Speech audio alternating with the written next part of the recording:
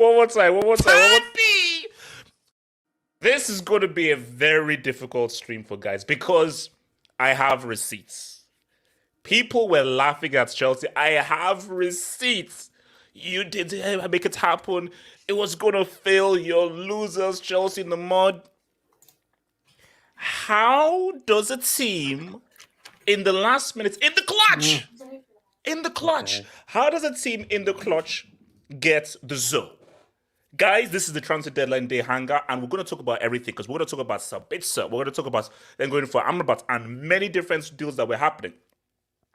But the pièce de résistance, the main topic of discussion has to be in the clutch, your boy, the big man himself, coming in clutch. Guys, I'm going to be very arrogant. I'm going to be really arrogant because I think we just got a walk-up winner. I think we just got ourselves a walk-up winner. So I wanted to say aloha to everyone. What's up? So remember, guys, peace out, guys. Aloha to all you guys. Remember, guys, the link is out there. The link is out there so anybody can join. Oz don't know. Oz, this is guys. Okay, look. Guys, shout out to my sister. I have carrot cake. Guys, we're having a meal. We are having a meal. I need everybody. Guys, I need everybody to get your meal right now. I need everybody to get a meal or a drink. I've got carrot cake here, and guys, we are having a meal. In order to be, we are having a meal. So, we're going to talk about. So we're going to talk about these transfers, the transfer deadline day thing, and really just go into detail into how these things happened. And then obviously afterwards, man, we'll remember. So guys, like the vid. Subscribe if you're new, and if there's anything you want to add, guys, bring your insults, bring your abuse, send in the super chat and dubs, guys, because, guys, you cannot beat me today, man. There is nothing you losers can I want the plus HH back, bro. I want the plus HH back, bro. I can't deal with this right now. I just can't deal with this right now. We got ourselves a walk-up winner. So, guys, something you want to add, please feel free to send in those super chats, those dubs. It always helps this channel to grow through. And please, guys, Talents FC, Daddy Ooze, send your abuse, send your insults, please send your abuse. Because there's nothing you filthy, stinking losers can say that can take this dub, because this is the biggest dub of all time. This is the biggest dub in transfer history. I don't care what anyone says. There has never been a more clutch dub in transfer history than Chelsea. So say what you want. Wikipedia and history will remember. When machines and the aliens take over this bomb-ass planet, they will remember for thousands of years. This was the greatest day in transfer history, and you can't take that away. I'm sorry, you filthy, sticky haters, man. And I don't want to be disrespectful, but your clubs are bums. And I'll tell you why your clubs are bums, because you can't mess with your boy Todd B. This is real. I got myself a World Cup freaking winner, man. So, let's talk about it, man. I want to go first to people who take Florence Trophy. Eminence, talk to me. How did we break this down? Give me the time, and how did we break this down? How did everything come to fruition? All right, listen, HH, calm down a little bit, man. Calm down a little bit. Wait, wait, hold up. Don't tell me that it's not done yet. HH, there's still paper. No. Wait. Because no, hold on. Before you go, now, I thought that video would probably be the biggest receipts of all time, because I was about to say, oh, this thing's not going to get done. I was about to say, am I going to be made to look like a fool? Because my thing is, it was agreed last night that I heard, oh no, Rick says no. I said, wait, what?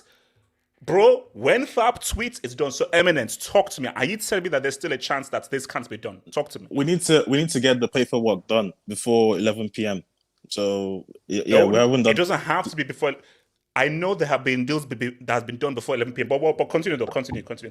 What will I eat? Anyway, listen. I'm happy, man. We finally got him. I'm so happy, but this whole day has been stressful, man. Like, it's been so stressful. I'm so relieved right now, man. But I can't lie, I have PTSD from 2020, bro. Because we've had arguably the best transfer window of all time, arguably. But so listen, I'm so speechless right now, man. I'm hoping that he does well, because we know how this thing go. Big money signings, Chelsea. But what was the hangout?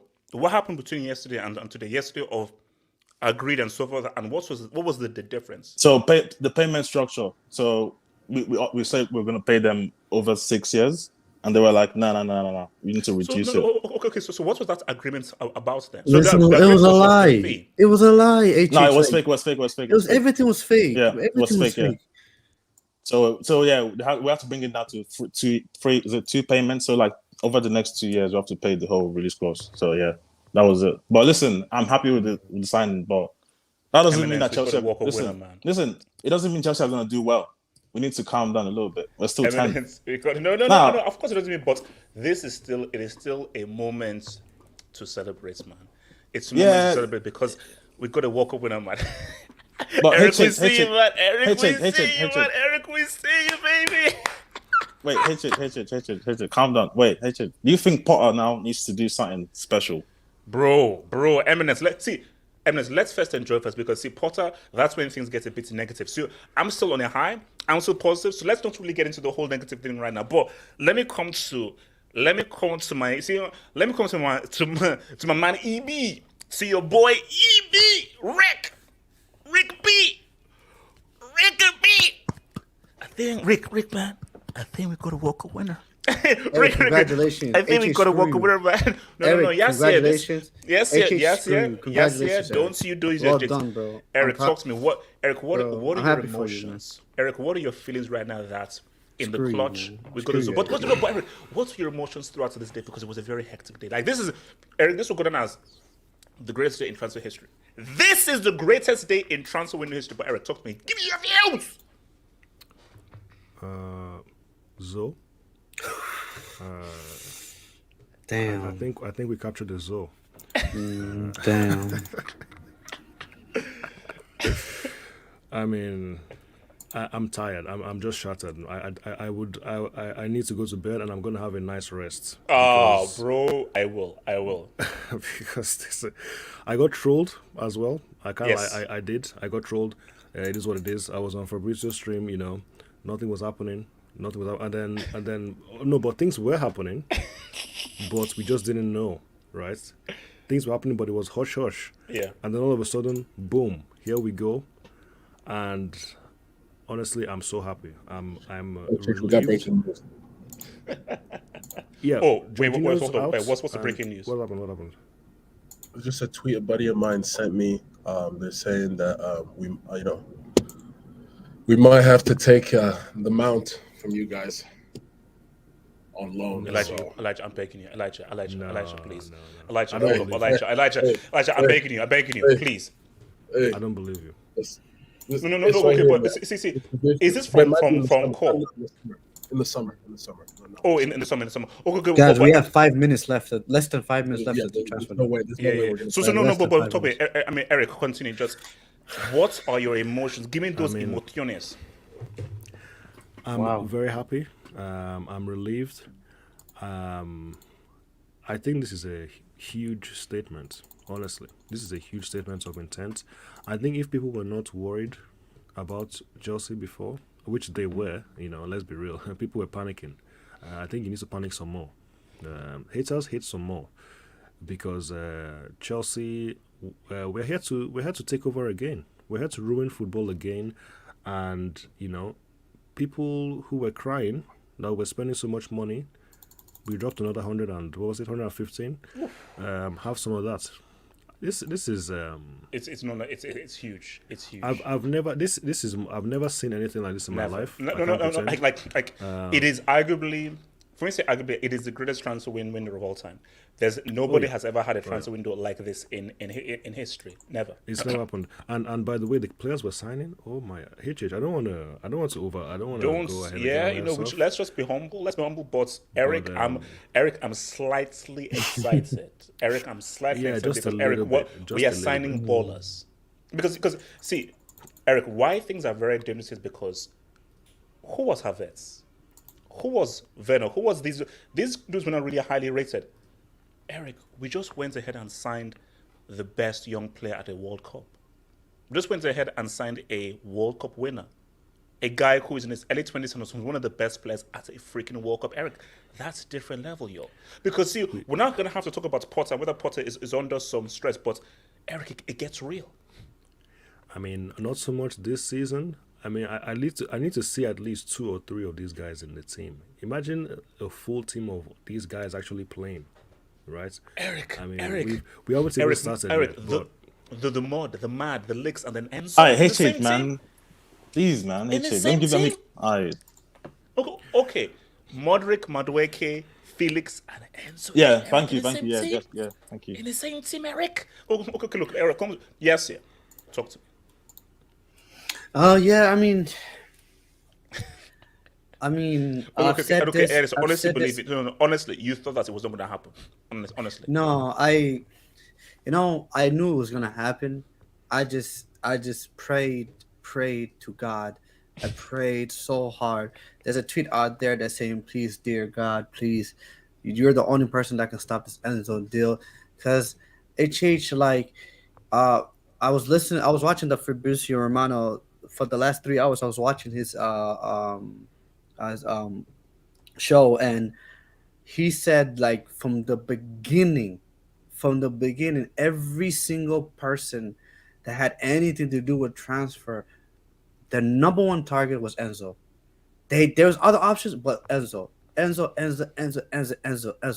Every sporting director, everyone you had in your club, everybody was all in on Enzo. And I mean, what can I say? I'm you know me. When I love a player, I go crazy on him. I say he's the next Toni Kroos. I say he's gonna be the best number 8 in this generation. The next. Well, we 10 don't years. know yet. I said if Man United would have signed him, I said he would have been a modern day Paul Scholes. I said all this, and I stand by it.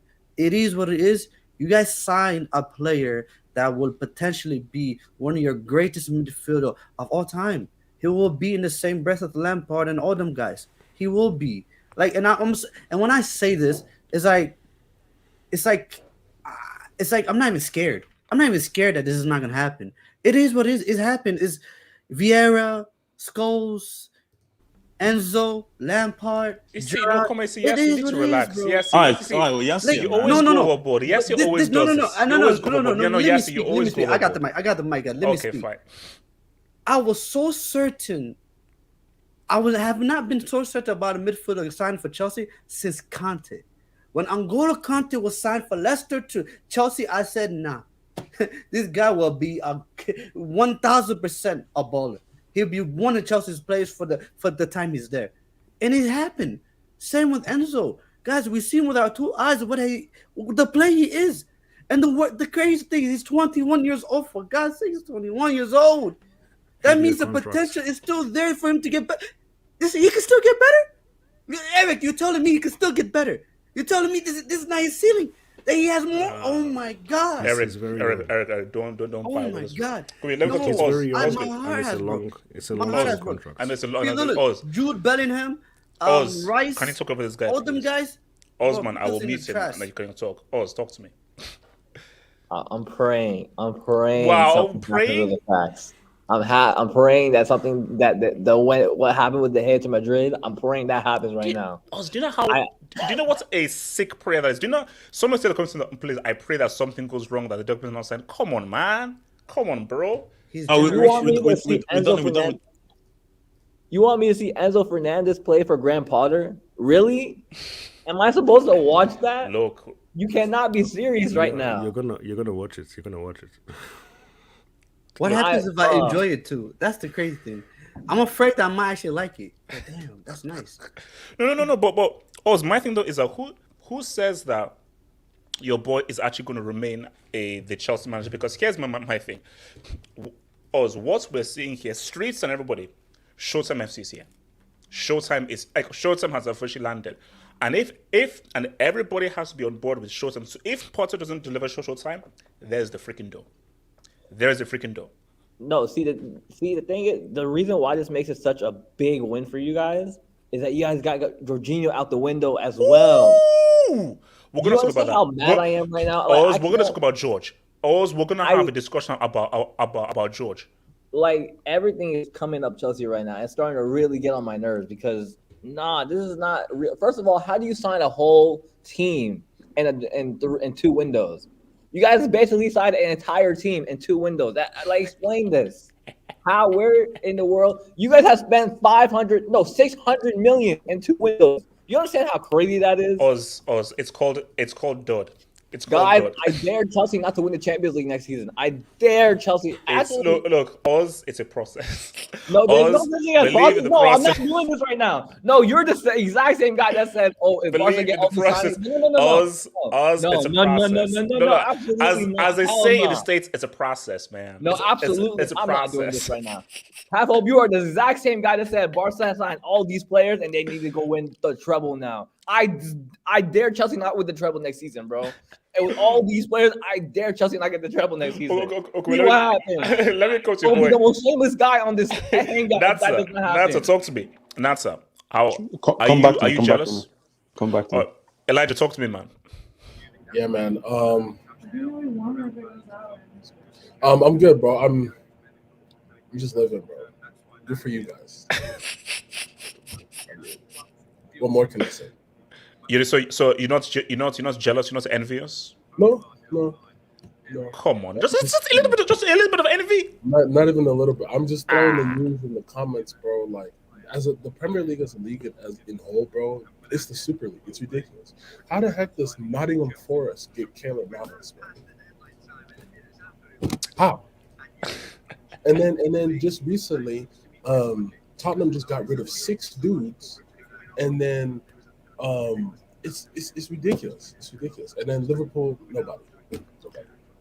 Now we're possibly getting Coquelin Gallagher and Mason Mount on loan in the summer. Ooh, I can't wait, man. I can't wait. I fully support that deal. Okay, wait, hold on. Let me come. Hokage, talk to me. Hokage, talk to me, man. Talk to me, bro. HH, you can hear me? Yes. You know who Bill Gates is? Bill Gates. Of course. Great guy. Warren Buffett. Yes. Mark Zuckerberg. Yeah.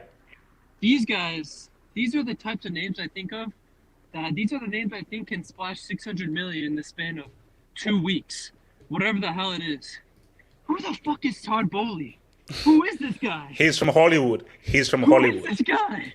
Hokage, he's from Hollywood, man. He's from Hollywood. This is disgusting. This is disgusting. 100 million for Mudryk. This guy might be the next Pulisic. HH. From what I saw in those 20 minutes, he might be the next Pulisic. Enzo though, Enzo's gonna ball. HH. Yeah, From what I saw at the Enzo's World gonna Cup, ball. if you perform like that at a World Cup, HH. If you perform like that in a final at a World Cup, HH. Screw you. Screw your club, bro. Screw your club. I wouldn't be surprised if you guys get Bellingham or, bro. If you guys get Mbappe, I wouldn't be surprised with this Todd Boehly guy. Bro, as of right now, and we will say, in the words of Thomas Anderson, Neo in the Matrix, anything is possible. Anything is possible now. Man. Anything is possible. All you guys need to do is find a proper striker, and you guys have to win the Champions League in the next 2 years. Bro, they're gonna sign Victor Osimhen. Hokage, they signed Osimhen. Okay, wait, hold on. Let him come to Kenny. Kenny, talk to me, man. Kenny, talk to me. Boo. Well, can you hear me? Yes, I can hear you, man. I can hear you. Talk to me. Yeah, obviously for me, as soon as Jorginho left, I knew we had to buy it had to happen. It had to happen, bro.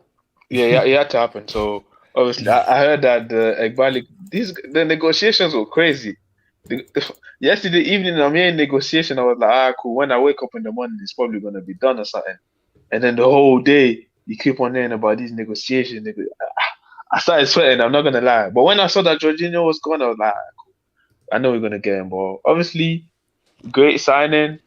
Is he? Oh, obviously now it's gonna be I hope that the other players as well that we get the other players that are injured and then that the team can fully because honestly this season for me is like a pre-season. Basically this 6 months is pre-season. No. This is about it's about vibes. It's about vibes. So let's have our fun and it's about vibes this season. So it's about vibes. Yeah. But obviously for Potter, I need to see now you have signings. I need to see improvements right now to know if you are the guy or not the guy. Because right now I'm not sure if he's the guy. But obviously right now you have 6 months. You don't have too much pressure, but from next season we're expecting big things from this team, man. We're expecting big things. I was gonna say, Nkunku's in the summer, right? Yes. Okay. So comes back. Yeah. We don't know about that, but yeah, Nkunku and Gusto are in the summer. Jesus Christ. So we're coming. So no. Things are happening. Elias, we got your boy, man. Elias, your boy's he's coming going home, to Chelsea. He's going to Chelsea. I originally said that he wasn't going to go to Chelsea, just because I thought Benfica were going to hold out for that one-time payment. They wanted that release cost to be paid in full, up front.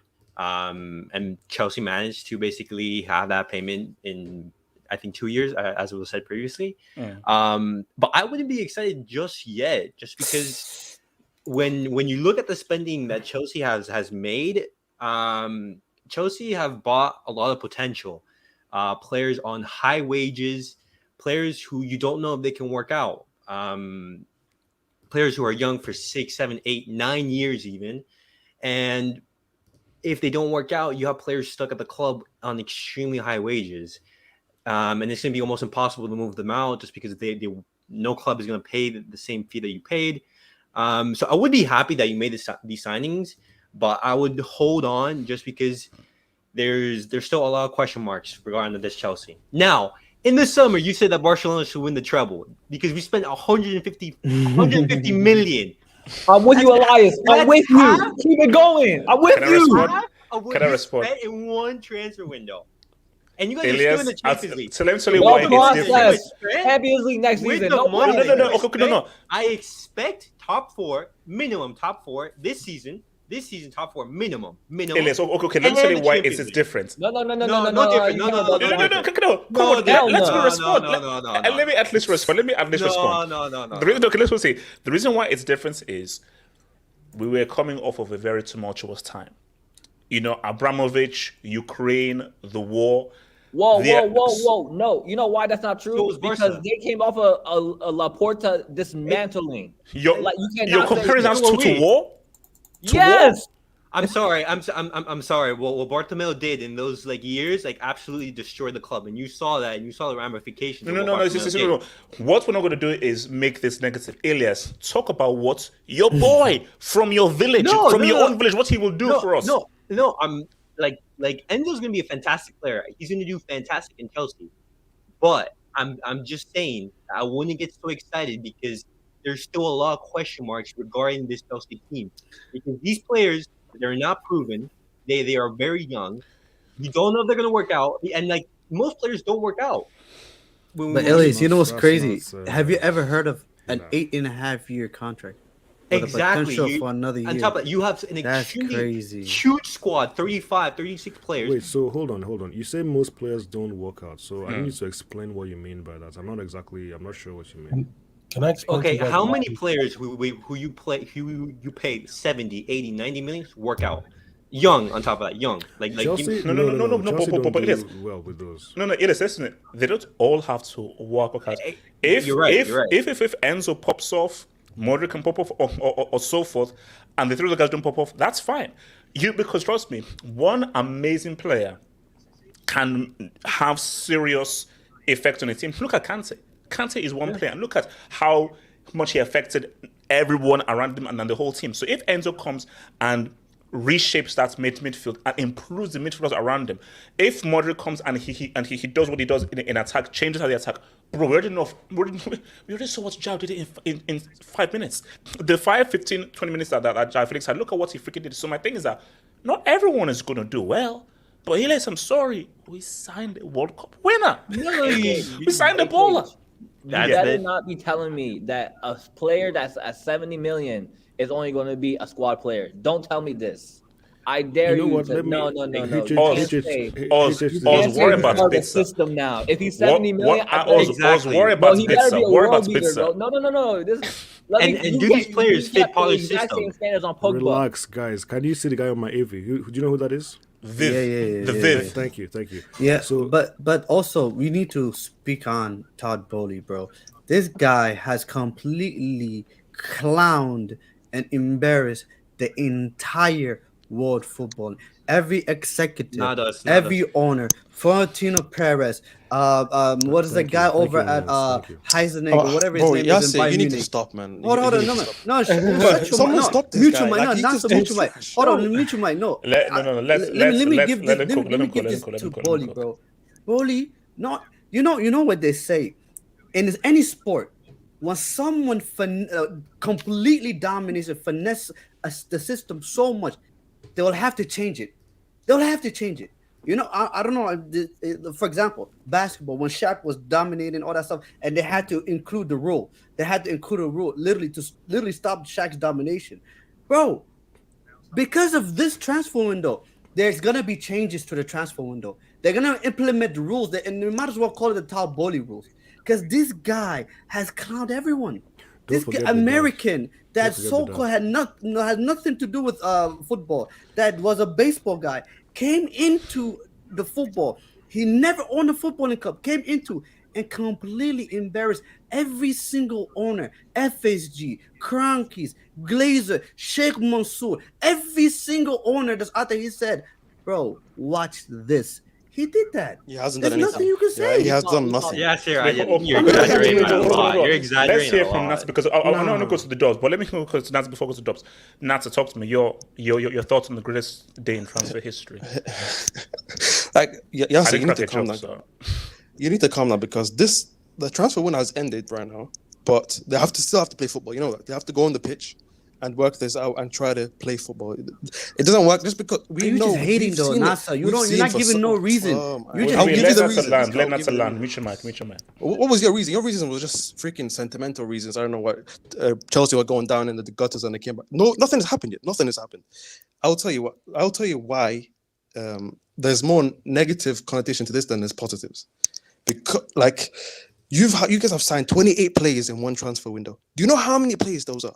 I know you could say, oh, they've tried to fix these problems as early as possible, but it doesn't work out that way because we know when teams actually spend a lot of money in one transfer window, like the Galacticos, it doesn't always work out that way. So I feel like it's more negative than positive. But I would say one thing though, Enzo was a good player. He's probably one of the reasons why Messi has a World Cup right now. So I have to be grateful to him. So, but HH, there's one player we bought for 15 million that has a World Cup in our team. Just so you know, you're not the only one here. Did he win best young player at the World Cup though? The guy that you bought for 15 mil. Didn't think so. So Yeah, you were saying? But he's 15 million anyway. He's not 120 million. Yeah, like Mudryk might not work. Who else did you guys buy? You bought that Madueke guy.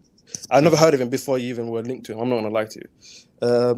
Like it could still all go wrong, and I think Elias said as well. Like, we might come at the end of this. So I shouldn't be happy that we got a World Cup winner and the best young player the World Cup. Be happy. I'm not saying don't be happy. Like you've signed a lot of good players, but don't get over the like, don't gas yourself. No, because you still have to wait to see how Chelsea work on the pitch because this isn't baseball where like you can find the best players and they all work. This is where.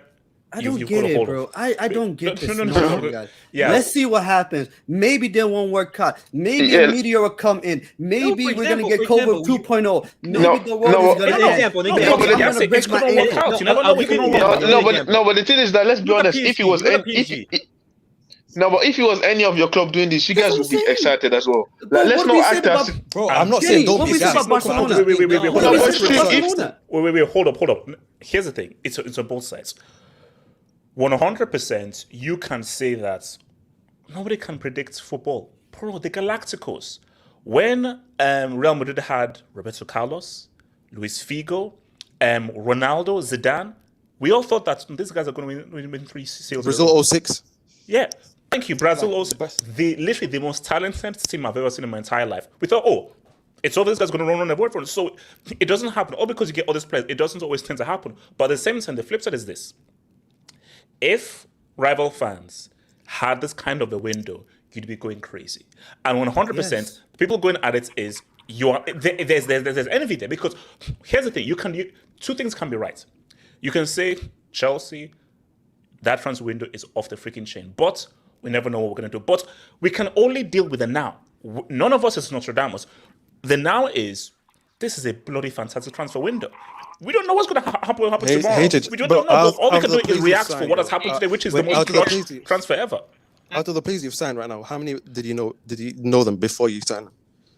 Like all the players you've signed right now, before you signed them or you were linked to them, how many of them did you know about?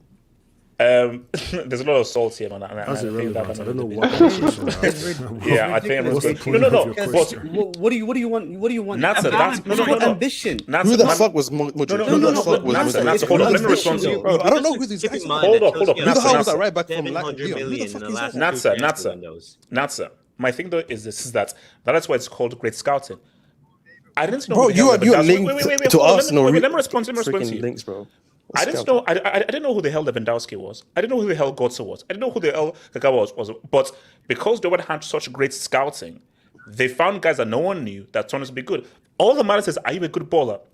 I don't just want you to get players that I know. I want you to get great players. Even better, find players that I don't know about. Some guy playing in South America or Asia that no one knows about. All that matters is, are you good? Who knew how do you play football the right way? Who knew who Alvarez was to Man City? You're just asking a very silly question. But Eric, like you have your player came from the. I mean, what are you talking about? Who are you talking about? Give me one player. Julian Alvarez. I just told you. I knew about Julian Alvarez before. Yeah, but you guys. Stop it. Who the hell was balling in Argentina? Did you guys hear about Ziyech? The deal. Breaking news. Ziyech deal to PSG could collapse. It's failed. Yeah. It's because Chelsea didn't send like the paperwork in time. Yeah. But we don't sense. No way. Oh wow. Okay, hold up.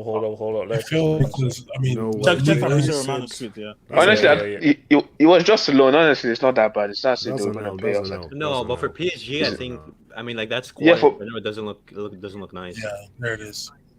Yeah. But they can get a solution. Another issue, like for example, just signing so many players and not having anyone leave. How is Potter going to handle such a huge squad? You're going to have to leave out a lot of players. No, Elias, I feel like people misunderstand something, right? I understand that. Well, what you're saying, it makes sense.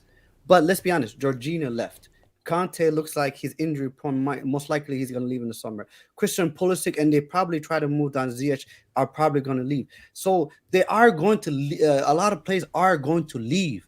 And they want to leave in the summer. But then here's the thing. No, but here's the thing though. 110% Todd Boehly and the owners and everyone had a discussion about this team, and majority of this team they came to a conclusion they are simply not good enough. They're simply not good enough. I'm not gonna lie to you. We always said that it's easier to replace a manager than it is easier to replace 11 players.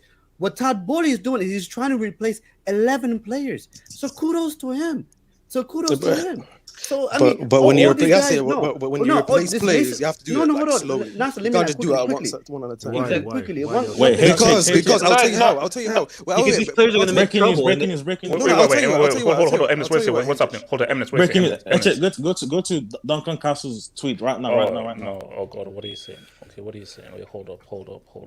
Because I saw it in the chat and so forth. Wait, first of all, who the heck is Duncan Castles? Is he it's like he's friends with Jorg Mendes, agent of my man. Yeah. Oh, he's just saying there's a concern that the transfer documents won't be signed, but that's just Yes. Yeah. Please, I mean, wait, hold on. No. I just the one thing I will say is people are expecting this team is too big or whatever. A lot of these players are getting out. They're gone. That's why the whole Mason Mount to Liverpool is happening. That's why the whole Gallagher almost to Everton. They almost tried. A lot of these players are getting shipped out, guys. So these players that they're getting are the players for the future, and there's a player for now. You think they're worried about the Ziyech and the policy? The last thing I would say about this Chelsea situation is like the last point I had to make was, when you replace players like you're saying, Jorginho is getting old, Kante is getting old. I understand, but when teams gel, they do one by one. Like, look at how Arsenal did it, for example. They didn't get Zinchenko, Gabriel Jesus, Odegaard, all in the same transfer window. They saw which players they needed to gel this team together. You don't know how these guys are going to gel together. No, but we did the same. Hold on. Let me say shout out to your boy Miguel Rabinez, man. Todd B has found loopholes around FFP left, right, and center, and people still doubt the GOAT. What's that? Can I answer that? Yeah, talk to me. So, sorry, Elijah, I think you need to lower your volume. I think your TV volume. No, I'm sorry. I had Talksport playing in the background. Yeah. But let's stop with the loopholes thing. It is actually not a loophole. It's actually legal.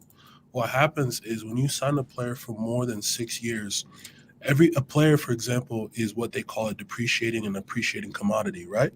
So for every season a player plays, his value will go down.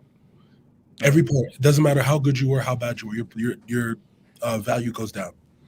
And then it's going to be basically the amount of value that's left minus how much everybody else thinks you're worth.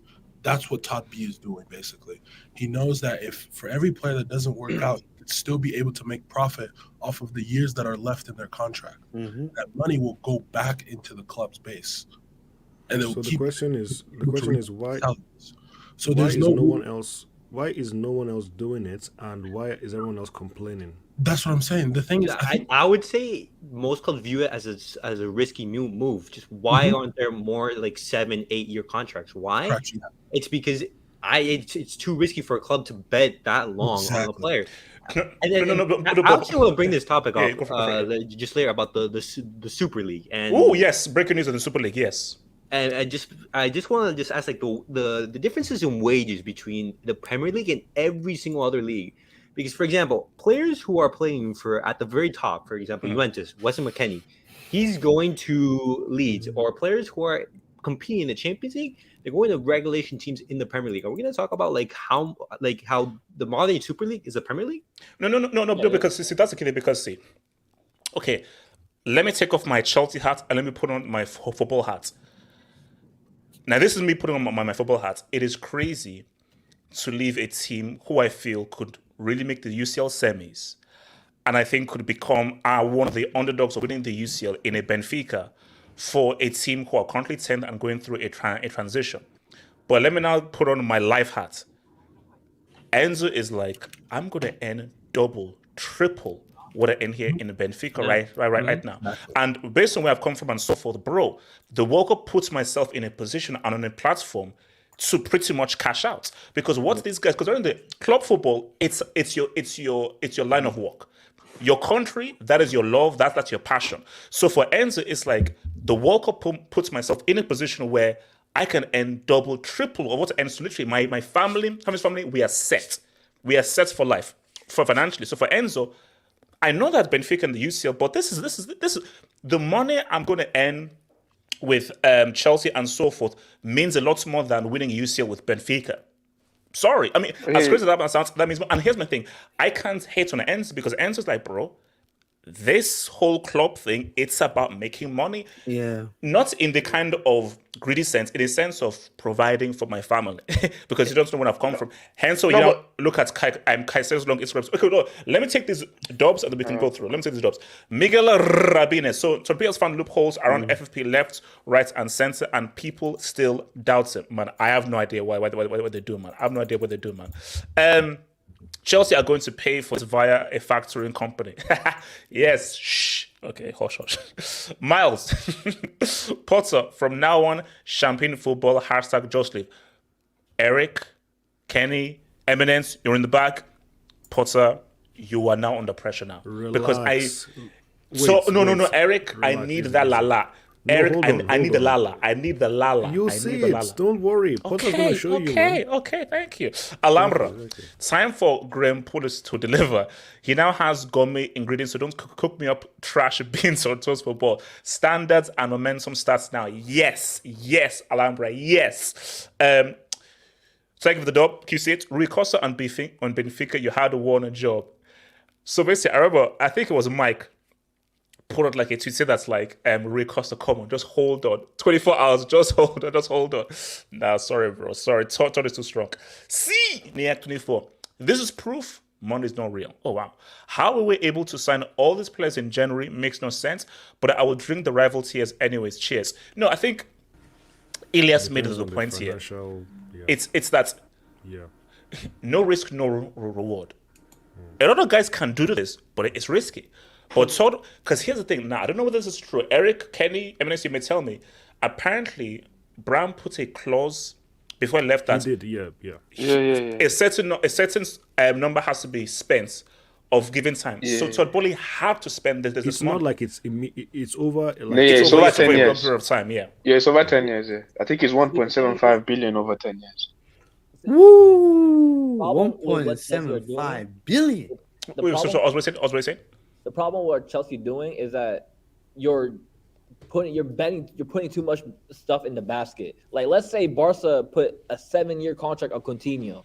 Imagine how deteriorating that would have been for their wage system. So the problem is you have Enzo's on hella wages, Modric's on hella wages. Like, you have all these players on high wages and for a long period of time. So now, if they don't work out, it's I'm just saying. Like the song says, everything's gonna be all right. But you know, also I want to mention that thing in other leagues. For example, in La Liga, if Barcelona were to do that, La Liga wouldn't allow us to do that, just because of like the strict financial restraints that La Liga puts on. But Elias, it's okay, fine. I know that you can do it there, but we can do it, so we're flexing. No, that's completely fine. Chelsea are in the right to do that. But I'm just saying, how are other leagues going to compete with, for example? This is true. But here's the thing, Elias. Wait. Because, for example, you say the wages aren't high, but compared to the wages in Benfica, compared to the wages in Betis and Atletico.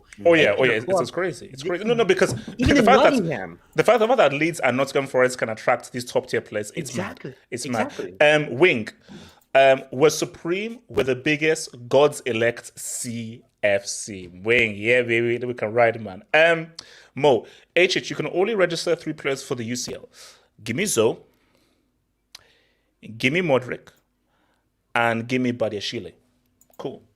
I think for Madueke, he's a bit of an injury concern and so forth. I'm fine. Breaking news. HH. Apparently, like, Chelsea sent the wrong documentation to PSG. That's why he didn't sign from Ziyech. So apparently they sent the work documentation 3 times, and they couldn't sign. That's your boys, bro. That's your boys. TKO Premier League spending. You're kidding me. Yeah, what? That's true. Yeah, I mean, the Premier League is the Super League. It is the Super League. It's Super League. AJ, no Felix? You don't want to sign him for the Champions League? Oh, sorry, I forgot. Okay, hold up. So give me Enzo, give me João. But no, there's a rule. I think when has to be Zhao Zhao and Modric then. But when you're under a certain age, I think that there's different type of rules as well. So I think all of them can. Thank you. Get in there. If Todd B has shown that he can find a way. Todd B shows that he can find a way. He can find a way. Cesar Silverman. I hate you. This better work, or you'll be having flops for 7 years. Cry more. Basically, like your API there. Cry more. Hate. This shows you you can spend money in the January transfer. So okay, Thanos City. What do you a 400 million summer transfer overhaul? Or I think this is for City. Okay, fine then. Fine. But please, when you do that, please give me a UCL, because I think you still haven't won a UCL though. I still think you haven't. Lacobom, I would be hating if I was a Barca fan, but I'm not. I don't understand it, because Barcelona, even at their lowest point financially, the players still wanted to choose Barcelona over Chelsea. So I don't understand that point. I don't understand that point. Elias, Europa, UCL. I don't speak. I'm spoken best Europa for ages. We're competing for the La Liga title. Okay, so from cracking jokes last year to complaining. Hey, I thought Chelsea were finished when Roman was gone. I thought this was the case. I mean, guys, I thought that was the case. This doesn't change that. You Oz, you said that Chelsea after Roman are finished and they're bombs. What happened? You're still 10th. You can't. President Jafar. Rivals like BBQ Karen calling FFP for Chelsea. Oh Lord, who is BBQ Karen? Okay, I don't think I want to know who BBQ Karen is. But shout out to Bo. Potter has no say in this transfer. Who cares? Deliver me wins. Deliver me dubs. No, but the people saying that. Do you actually know that? Like, I feel like people are just showing that information out there. Kenny, all I want is a 3-piece on Friday against those bombs. We need that revenge still. We need that revenge. Okay, YSK Jackson, how jealous are you? Extremely jealous. Extremely jealous. Because I remember you said that you thought this was not going to happen and so forth. You thought it's going to happen. When you load up the league table, you still have to scroll down. That's what I want. See, like that's like an old joke. YSK, we just got Zoe. Why is it old? No. Hold on, YSK. Talk about us getting Zoe. Forget about the league table. Talk about us getting Zoe. Are you jealous? Okay, no. Let's talk about like you said, Zoe. 8 years. Yes. 8.5 years. Yes. With an additional year to extend, so that's 9.5 years. I believe the sentence for manslaughter in the UK is 10 years. You know what? I believe the sentence for manslaughter is actually 10 years in the UK. So it's a prison sentence. It is a prison sentence. So you're not happy that Chelsea bought a walk-up winner, man? Wow, this is pure hate. It's pure hate. From a human aspect, I am very happy for him. God bless him and his family. Fair play. Footballing point of view, bro. Just call it quits now, man. Just pure vibes. You are. This is peak hate, man. That's it, man. That's it. You've joined. Now, don't be surprised if a certain video comes out of the Zoe saying a certain word online in wow, is this where we're going? Is this where we're going? No, well, is this where we're going? The mud hates, man. The mud has integrated himself with the Chelsea culture very well. So see, this is just pure hate. This is just pure hate. He's one of your own, as you must say. This is just pure hate, man. Okay. Look, so on this piece, really brief on the whole thing, because we need to move on to George. I mean, Chelsea does well with midfielders usually. You do well with box to box. I mean, you've had some serious ballers in that position, like Michael Ballack, Essien, Kante, Bakayoko, and I think Enzo could follow these guys into greatness. But I don't know, man. It feels like a waste of a career. I mean, we're talking about a kid that has like generational midfield potential. He's got a World Cup. How is it a waste of career? Because he's going to He's Chelsea 22. He should be competing for the Champions League on a yearly basis at this age, but he's decided to go to a club that, I mean, at the moment, you're closer to relegation than you are. Yeah, wait, hold on. Did you say Bakayoko? No. It's a guy who's going to compete for the UCL next year. Okay, wait, hold on. Let me come quickly. AK, talk to me really quick. The Enzo deal. And AK. Yeah, can you hear me? Yeah. Yeah. So firstly, I want to talk about Chelsea's incompetent mishandling of Hakim Ziyech. You've left him stranded in Paris by not sending the correct documents. Bro, it's a simple mistake. We all make mistakes in life. They were busy making the Enzo deal, bro. 3 times. Three times, bro. 3 times. 3 times. Okay, and on 3 times a charm. On Enzo, he's a very good midfielder. I rate him very highly. Like Chelsea in this whole transfer window, Chelsea made a big statement because this is a winter transfer window. You expect maybe at the most 1 or 2 signings in a winter transfer window. Chelsea made I can't even count. 28 players, bro. 28. Oh wow! Look who's counting, man. Damn. And 28 signings. The challenge. No, that's a lie. That's a lie. Yeah, the challenge will be for Potter to make sure that all these players gel together. But next year, I don't expect Chelsea to just win the Prem or to win the Champions League. I expect the treble. Oh wow! Okay, well that's just pure hate. Now I want to talk about George. The last thing on the Chelsea thing. Yeah. On the 8-year contract, imagine if Barcelona or Madrid signed Griezmann for an 8-year contract, Umtiti for an 8-year contract, Coutinho for an 8-year contract, or Eden Hazard for an 8-year contract. These are players who, when they signed, seemed like tremendous signings. But that long contract, I'm just saying. What Todd Boehly is doing, giving out those contracts is very, very risky. Elias, why are you looking at the glass half empty? Why are you looking at the glass half empty? Because when you look at the club, you have to see what are they doing well, what are they doing bad. For example, how do you know it? No, hold on. Since when were you this hate is crazy. Wait, did you guys have to every single player is going to work out. Every single player is going to work out. Elias, they don't have to all work out. Can we just backtrack? No, but if you're spending so much money. It's not that. Look, not everybody is. You spent 700 million in 2 transfer windows. So because we needed a new team. We needed a new team. He speaks from experience. Exactly, I'm speaking from experience. Barcelona spent 160 million on one player, which is absolute flop. It's not the same. Look at the players you went for. Half of these guys, I don't even rate them, and people were hyping about Rafinha and anyway, that's not even good. Look, I'm gonna have to hope in the recruitment, and hopefully the recruitment is spot on, because that's what will make the difference. Eric, didn't you confirm Rafinha? Didn't you confirm on here live Rafinha to Chelsea was done deal? Didn't you confirm? I never. You can play the receipts if you like. I don't think I did. I remember you confirming it. You can play the receipts if you have it. Eric, you don't want that. Eric, you don't. No. Find it. Okay, wait, hold on. Let's move. So, guys, such an underrated midfielder, by the way. Wait, hold up. Now, guys, I need your thoughts here, guys. Should Arsenal take Chelsea to a court for complete embarrassments and grade A pimping? Do you think, Eric? Do you think that? Do you think Arsenal have a case to prosecute Chelsea for complete embarrassment? Can I answer a question with a question? Yes. There's a strange comment. I'm sitting down. I don't know what you're talking about. Wait, what I'm responding to a very funny comment. Look. Can you tell me how many games Jorginho has played for Arsenal?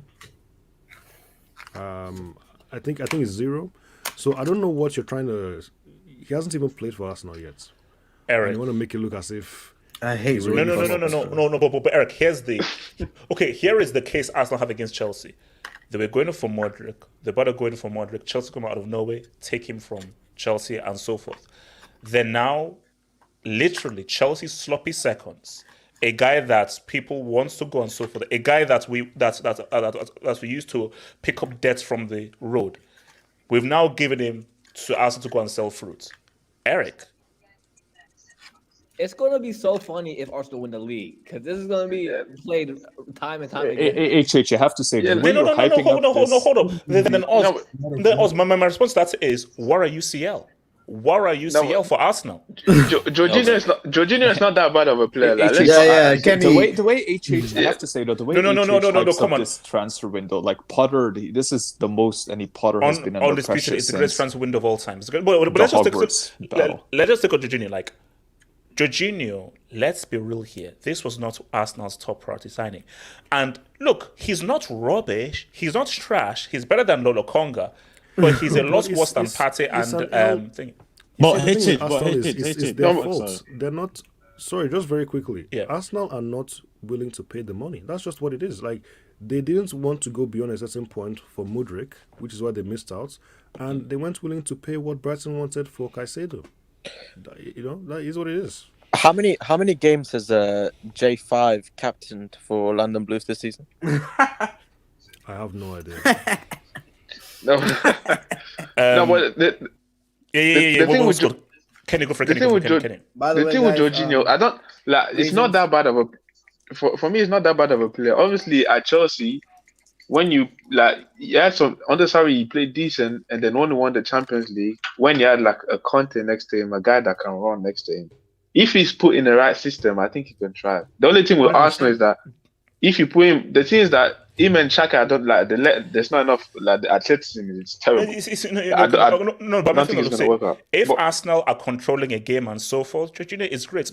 But if they're going up against a team that can step to the midfield wise, what Xhaka and Partey can do defensively, Jorginho can't do defensively. That's the issue. But the thing is, hold on, yes. No, I said this. I said the exact same thing that you said. People need to understand Jorginho. Jorginho, on the ball, he will take Arsenal to a different level. I think on the ball, controlling the game, moving the ball, Jorginho is one of the best players. But off the ball, when someone loses up the ball and when they lose possession of the ball, and then you have players running at you in midfield, Jorginho is a liability in defense. But here's the issue. Here's the biggest issue. Let's have N'Golo Kante that were covering for Jorginho's lack of athleticism and lack of legs to cover ground. It's going to be interesting what Arteta does, though, and that's the thing. Arteta, because this can be a magic touch by Arteta. This can be Jorginho? Yes. It can be like one of the signings of the January transfer window. You see, the worst thing about Jorginho signing for Arsenal is that he's going to win a league title with them after being with Chelsea for like 4 years. Oh, so Eric, you're already shameless. Shameless reverse. That's crazy. Okay, I think so. Yeah. Oz, talk to me your thoughts on the on George. See, I think the problem about Jorginho at Chelsea was that Chelsea were playing 3 at the back, so you're playing a very defensive formation. And I feel like Chelsea were more trying to cash out opponents. So like under Tuchel, you're definitely just trying to cash the play. You're not playing possession football. Arsenal are literally built to play possession football. Like this is what Jorginho. This is where Jorginho shines. When he was under Sarri, they're playing possession football. They're playing with their aim to straight score. And when you're having like 70% possession, Jorginho is probably one of the best players in midfield. And that's what Chelsea didn't understand. When you're playing because Jorginho has to rely on Conte. Now he knows he's not gonna have to defend most of the time, because Arsenal are going to have the ball probably most of the game. So I think this is an incredible move for Jorginho. I think Mikel Arteta was ingenious for getting him. I feel like Caicedo was an iffy one. So I feel like Jorginho is a better fit for Arsenal. And look, you guys have just strengthened Arsenal's league title. This is with Jorginho. So you see that Jorginho is going to ball. Yeah. Yeah, he is. Okay. Let me clip that. So on the year of 31st of January, Oz says that Jorginho is going to ball. I second. Yeah, me too. I second. He's gonna do well. Kenny seconds too. You disrespected Jorginho because you. Okay, hold on. I'm confused. So we're now rating Jorginho. We're now rating George. He's a good player, man. He's a good player. No, but then it's like you need to understand Jorginho as a footballer. There's something. I'm not gonna lie to you. No. Hold on. Yes, I do. He needs daddy. Who is Sarri? No, Sarri is his daddy. Look, you have Arteta playing Zinchenko in like inverted in the where he plays on like a midfielder. Then you have Thomas Partey. Then you have Jorginho literally deep lying, like moving the ball and actually maintaining possession. This is actually a brilliant move by Arteta. I would say low-key, Jorginho might be a better signing than Enzo. You see, that's just hate. That's just a hate. bit crazy. Yeah, thank you. That's just hate. That's just hate. And Oz is a hater, man. So whoa. No. But hold on, no. But before I go, Stop hating on Jorginho. No, hold up. I have to. RDS. So basically, we have a WhatsApp group for like the midweek panel and so forth. So during the day, when things were not going bad, RDS, RDS was tweeting, "Oh my gosh, what if this doesn't happen? This doesn't happen." And it was RDS and Pat. They said, "Oh, this is going to happen, everything," because these guys were ready to clown me and so forth. So, oh my gosh, how far are you worried? Then I go and get some dinner and so forth, and then I look back in the group, and what do I see? I think you kids know what it means. FFS from RDS when the deal was done. So RDS, I want you to first talk about what is a very sad day for you and an L that you're going to have to hold, as well as talk about George as well. So RDS, it's life comes at you fast.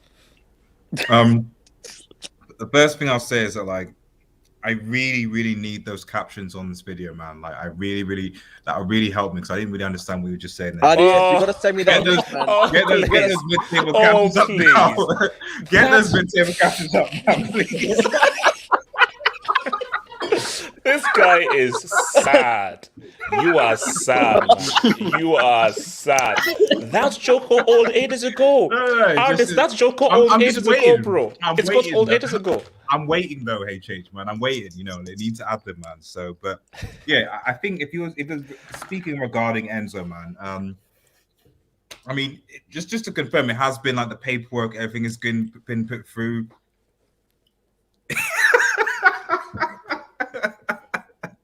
Whose phone is Yassir? It's Yassir. It was Todd B. It was Todd B, bro. No, it wasn't. It was something else, but we won't say deal's here. done. It wouldn't say Yassir, mute your mic. RDS, talk over this dude, please. Thank Everything you. is signed. And now... Please, that would be secret packaging in the letter, just saying that. So I mean, assuming everything is done, confirmed, etc., no issues with paperwork, because apparently we're hearing Chelsea's issues with paperwork for a certain PSG club of Ziyech. So assuming that there are no paperwork issues, and this is a good signing for Chelsea. You know, 100. I think. But I slightly like. Wait, HH, this is a HH. David Onsen just tweeted. The what? We race against time. It is off. No, it's not off. It's not off. There's a race against time. Eminence, mute your mic. Eminence, mute your... Eminence, here's something. Eminence, only talk if you have anything good to say. Wait, and so forth. Wait, hold on. Whoa. Let me tell you right now, what's going to happen on this thing, I'm not going to have carrot cake. Have all this stuff, and it's gonna go, and it's gonna be off. Bro, this might be a 6 hour. This might be a 6 hour. They have 15 minutes, guys. Race against time. They have 15 minutes, guys. Please. No. It's already closed. No. David Ormston says. In fact, I can share the tweet. Please share it. No, don't share anything. Don't share anything. No, it's not what it's doing. It just says Chelsea got the Enzo Fernandez deal sheet in, asked for an extension to complete the paperwork on his 100 million transfer from Benfica. It's an international transaction, so that gave them another hour to finish. Details, 15 minutes to go. So they have 15 minutes to basically complete. Bro, I hope the computer doesn't work. Yo, someone turn the Wi-Fi off, man. Got the power. Bro, I tell you right now, if BrickNet ruins this deal, I am inducting Bill Gates. I'm inducting Microsoft and Apple, bro. If BrickNet ruins this deal, Orishe, off, man. I'll be right back. I gotta pray, guys. Eric, I gotta pray, guys. Eric, I'm begging you, Eric, I am begging you, streets, I'm begging you. 11 minutes to go. No, I gotta pray Salah, bro. I'll be right back, bro.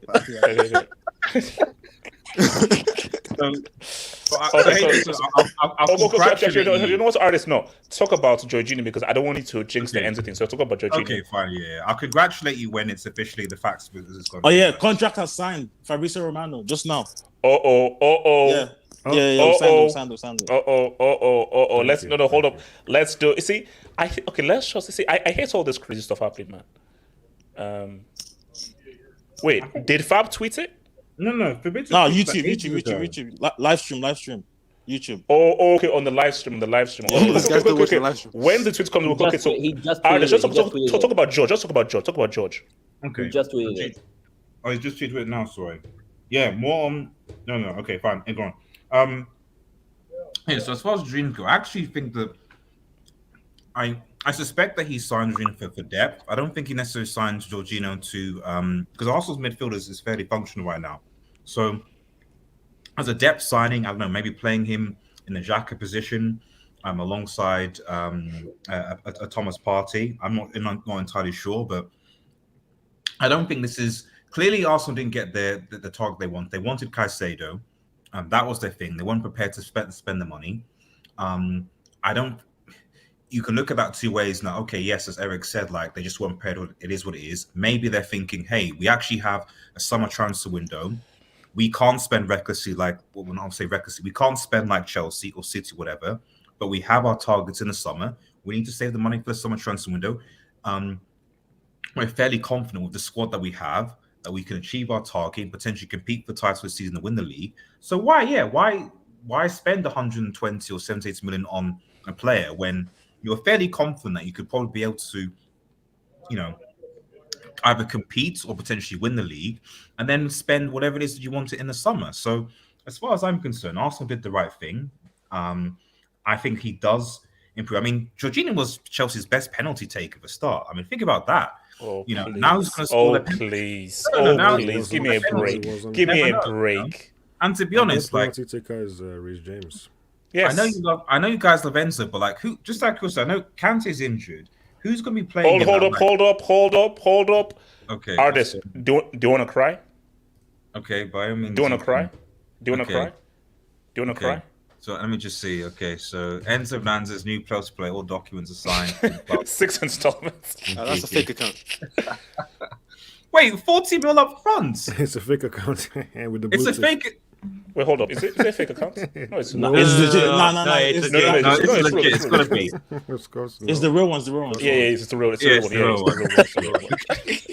No, it says 13K. It says 13K. So Enzo Fernandez, new Chelsea player. All documents are signed, sealed, delivered. I'm yours. Between the clubs with Benfica and player side on contract valid until June 2031. Medical tests done.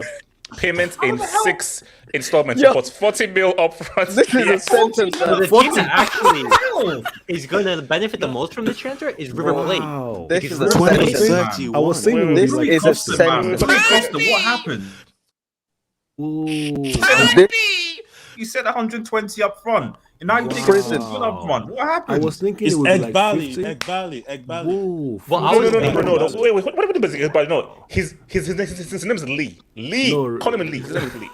Lee. The team that benefits the most from this transfer is actually is River Plate. Because River Plate has a 25% sell-on clause. Wow. So basically 40 million of that is going to River Plate. Enzo is the most expensive. Enzo's the most expensive Argentine player. Yeah, 40 million up front. Not just that. That 80 Eric, million. man, we came in clutch, man. I don't know what they did, and so far we came in clutch. It is. Wow. If he's the most expensive Argentinian player, he's got to at least rival Messi in his performance. To be fair, all I'm just saying is I expect Chelsea to basically complete the treble. I'm just saying that. Hey, but HH. Yeah, talk to me. The 80 million that's left, they're gonna spread it out the next 8 years. Elijah, how did we agree 40 million up front? These guys are really doing PayPal credit in real life, man. They're doing PayPal credit in real life. You're right. Yeah, why are asking? It actually is PayPal, like, when you spread over 6 months. Yeah, bro. I mean, just Klarna. But don't overpayment. Where is the overpayment? Now, hold up, relax. Hold on. Basically, Klarna. Hold up, relax, man. Let's not go there, man. Klarna bro, payments. I swear something. They could have bought what's it called, Mbappe for the same amount of money. What's it called? Well, 30, yeah, my bad. What's it called? If you're spending 120 million, what's a couple extra million? What, 40, 50 million? You get Mbappe. How did they Neymar? Bro, for TK, 40. HH for 40. HH for 40. You know that investigation tweet is coming, bro. That investigation tweet is coming. It's around the corner, bro. How is it coming when we've not overpaid? We're good. It's We've around not the corner. broken any rules. We're good, man. We're good. How are we when we've not broken any rules? No, you're gonna piss someone off with this. I guarantee you. Something. I don't know who, but something's gonna pop up. Oh man, Gucci man, wow, we did it. Six installments, bro. I swear. Wait, who said Klarna? I said those dudes allowed 3 payments at a time. Man, keep hating, man. Okay, let's stick some dubs in there. I want to talk about the bits. I want to talk about the bits. Where? The bits. I don't know what these names. Pause. Oh my days. Okay. It's Incy Wincy Spider. Okay. Eddie Martin. Can we fast forward to the 23-2024 season? No, Eddie, because let's see whether Liverpool gets relegated. We have to see what Liverpool do in this trophy-less season. So no, let's see Liverpool suffer, please. Thank you. Money Mace signed it. Oh no, when you used to go to the barbers, what trim did you get? Shorts, back and sides. When I had hair. Wait, not all of them? Not all of them? Oh, shut up, man. Shout out to your boy, Mellyman. Thank you for the dub, Mellyman. The issue with long contracts in football is that in US sports, it's very easy to move players because there are no transfer fees and player trades are common. In football, it's hard to sell players as value out of the Prem. Okay, I'm going to ask a very uncomfortable question here. And I want you to be fair. Don't bring any Chelsea hate. Does Todd Boehly know what he's doing, or does he think football works like American sports? No, he knows what he's doing. He knows what he's doing. He knows. Absolutely knows what he's doing. No, YSK, shut up. So, Elijah, because I know that you're an expert in this whole thing. So, do you believe Boehly knows he's not thinking that this is US sports? I believe he knows what he's doing because I know when we were clowning him when he first claimed, like, I'm sure he has people that are around him that are teaching him how to do these things, and they're the masterminds behind this. So I don't think Boehly's some type of a clown. Like, he's a businessman. I'm sure he's understood the system at a quick pace, and then he's making things happen. I hate Fabrizio so much, man. I actually agree with that. Sorry. Okay, I'll come to you, Alex B. No. I dare Chelsea to not make the UCL next season.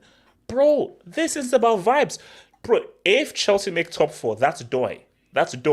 So Chelsea not make it top 4. It's not about this season. It's about, let's see what we can do in the UCL. And next season we build, because this season was already destroyed based on what happened before. And also, I'm putting Ukraine tax. There is a war tax on this season. The season can still be recovered. Wait, hold on. So Elias, you wanted to say something before? Oh no, I was gonna say, yeah, I agree with what Elijah said. I think Todd Boehly is knowing what he's doing. I think he's aware of the risk involved of doing this. And he's just willing to take that risk. Say, if it doesn't work out, fine. I'm a billionaire. I can invest more. He's willing to accept the consequences. That's my point of view. And I still think that the season for Chelsea isn't like completely like it's a write-off, because we still have the Champions League. What's it called? And what's 10 points from Boychester divided. Exactly. So. With the amount of money that Chelsea have spent, you can what's it called?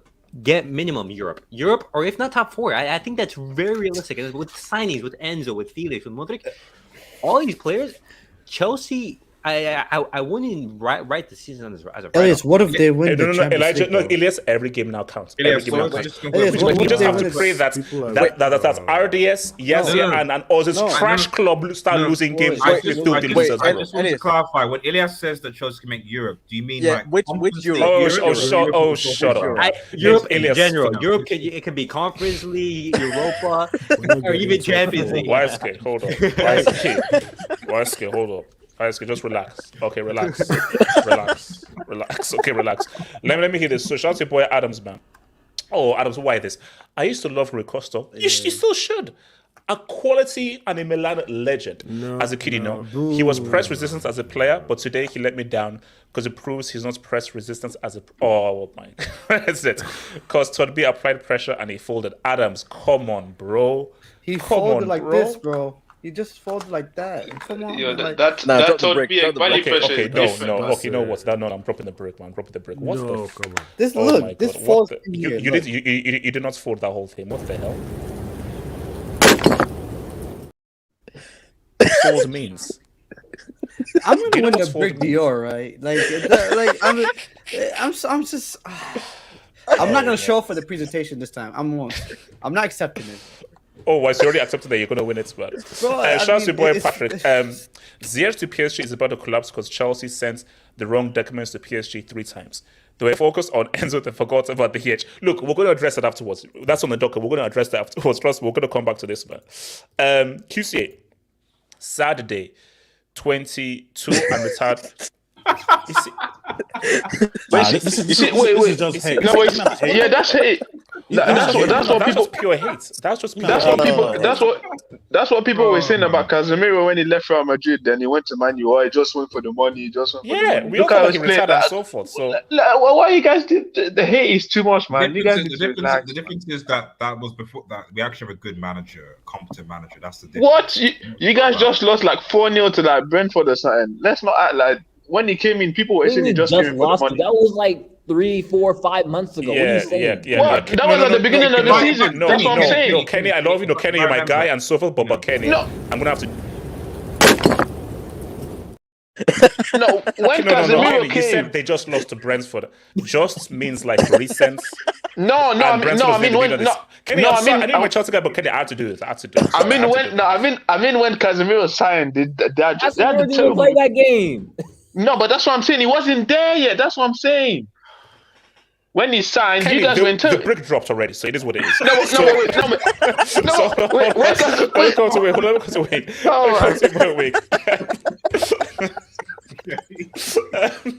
Wait, if Enzo deal fails, it should end in a super chat. Well, you're in luck, man, because it didn't fail, man. It went through. Well, is he in luck though? Is he in luck? Did he really want the refund? That's the question. Yeah, he did. Money mates. HH Chelsea can only register 3 January signings for UCL. No, we can do more. We can do more. Trust me. See, no. If it's 3, Felix, Modric, and Enzo, and here's the thing. Of course, we can do more. With Todd B, anything is possible, baby. What about Badashil? Let's just can you just relax? Can you just relax? Okay, guys. Yeah. He said in Chalaba we trust. My boy's getting left behind, man. He's getting left. Okay, let's talk about let's talk about Sabi. So Sabi. So Oz, talk to me about Sabi. That's what you bought. You bought Sabi. Yeah. Okay, no, we're not doing this. No, Oz, no. Did you or did you not buy Sabi from Bayern? No, we got Sabitzer from Bayern. And his nickname is Sabi. You can't do that. That's a beautiful nickname right there. That's his name, bro. That's his name. That's Nigeria. That's Nigerian, bro. How do you make the guys? How do you make him sound like a fucking Nigerian delicacy, man? What is this? So just talk to us. Are you happy about Sabi for your thingy? No. We needed another midfielder, if we're being honest, because after that Eriksen injury, that completely threw everything off. I think Sabitzer is a very good double visit. I don't know if he'll work with Casemiro. Hopefully he does. He's a great option. I think in my opinion, I think he's a downgrade when it comes to like passing and all that, because I think Eriksen is way better passer than Sabitzer will ever be. But I don't know. We'll see what happens. Ten Hag, he's got the magic touch right now. He made Marcus Rashford look good. He made Aaron Wan-Bissaka learn to play football. So anything that Erik ten Hag does right now, I trust 110% because he has turned garbage into gems. Unlike someone's manager who's still in 10th place, by the way. Yeah, but we still got the Zawinski. Yes, talk about Sabi. Are you happy about Sabi? I'm shocked that Hokage's I know he's not here, and Core and Samatsi's club actually allow us to get him. You know, I'm so shocked about this. So this is purely a loan. It's not an option to buy. buy. It's only a loan.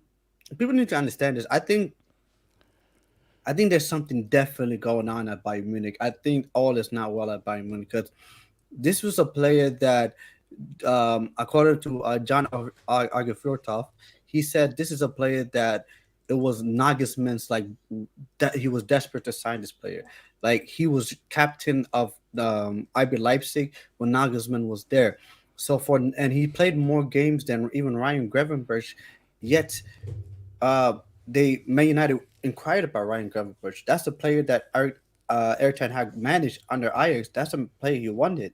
But they said no, and they said you can have Sabitzer. So it's interesting because I like the player a lot. I liked the player before he went to Bayern. I was interested in him. He's a different player than Eriksen. I think he is a better suited player to United than Eriksen. That's just my honest truth.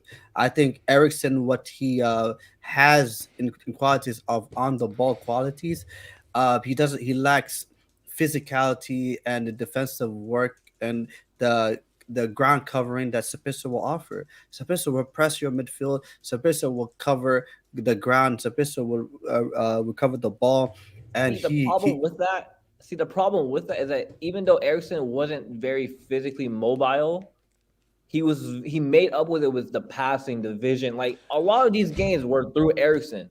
Like but my thing is you can't say he's not better suited. My thing looks it's a yin and the yang. What you lose from Eriksen is his vision and his passing to find those balls in the pop pockets and so forth.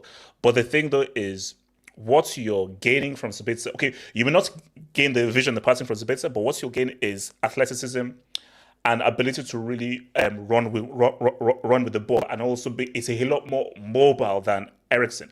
So it is what it is. It's like, look, how can you find someone even close to an Eriksen replacement in January? Not really. And Sabitzer, that's not a bad alternative. Because in terms of January, and there are not that many Eriksens, as in how many number 10s, good passes, good vision guys can he get in January? Not many. And Sabitzer, who he is one of Bayern's main guys. Not a scrub, but it's a pretty good sign. No, and especially under Ten Hag. So no. The thing is, I as much as I agree with Oz, the issue was Eriksen is he's just not physical enough in that midfield, especially in the Premier League. We have to have quality off the ball. You can have all the quality on the ball, but off the ball, because the issue I have is how many times has Eriksen's physicality been exposed during United's good run? A lot. He has a lot. But the thing is, we win games though. That's the thing. Against Arsenal both times, to be honest. And also like against Nottingham Forest, bro. Nottingham Forest were getting at our midfield was like Casemiro, and the thing is, it will help Casemiro more than anything. It will help Casemiro because too many times Casemiro has to take a yellow card because players are bypassing our Wait, hold up. Is this true? He loses the ball more than Bruno. Yeah, that's true. Actually, loses possession a lot. He does. See, the problem. See, I don't like the stat. It's so annoying. If you're a player of Eriksen or Bruno's quality, your point isn't to keep the ball. It's to make the passes. You're going to have high risk passes. No. Oz. Bruno is different, bro. Bruno is different. Bruno. I'll put Bruno. Bruno is different. But Eriksen has the ability to like make that one pass.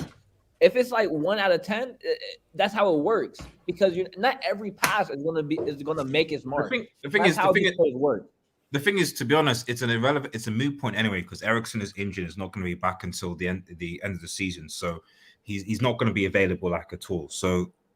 Like circumstantially, the question was United already down multiple midfielders because Van der Beek was also out. McTominay is apparently going to be out for multiple weeks.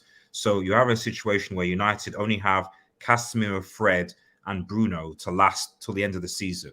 And you're playing three games every other day. So so to be honest, like any midfielder at this point would have added to the team. But Ardius, I'm gonna say this though. And people are going to be shocked by saying this. The one player that I wanted to upgrade on was Eriksen. As good as Eriksen is on the ball, Eriksen simply cannot play that position. I'm just saying it's Sabitzer will do a far better job in that position. I'm just saying the whole debate with Sabitzer is a moot point anyway, because at the end of the day, when you only have 3 midfielders to last you till the end of the season, you're going to get any midfielder. Sabitzer. I would say we need a Sabitzer even if Eriksen was not injured. Yeah, I think 100%. We didn't have the midfield of it because we still had McTominay. If Casemiro got injured, McTominay's way in the ranks. That is a problem. That's what I'm saying. McTominay is injured though, so like so he's out. So United only have 3 midfielders to last till the end of the season before. Yeah, so I would say even put quality aside. So I'm just saying, even if you put quality aside, I'm not trying to disagree with you or Yasser. I'm just making the realistic point that putting quality aside, it doesn't matter, because if a player gets injured, suspension, etc., you're now going to be relying on getting Minu and other youth academy players to fill in, because you don't have the bodies. Yeah. So, and you have you're playing free a game every 3 days until the end of February. It's such a problem that we have 4 competitions, because it makes everything so much harder now. Because you have. I'm not gonna lie to you. I know this is gonna sound sacrilegious, but it's a blessing in disguise, bro. Because I think Sabitzer is a upgrade to Eriksen. I 100% believe upgrade. that. I don't think you can say that right now. No, you can't. You can't. You can't even lock down. You haven't seen Sabitzer play. You have to see. You have to see how he plays, because, bro, like, I've seen Sabitzer. Obviously, we've all seen him in the UCL for Leipzig, and I've seen him for Bayern. He's a different player.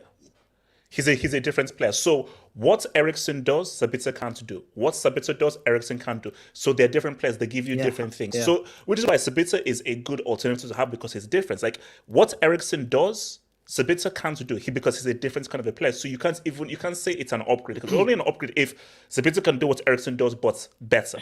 And he doesn't do that. I think you're misunderstanding when I say that. When you look especially at United's team, we put too much strain on Casemiro's role.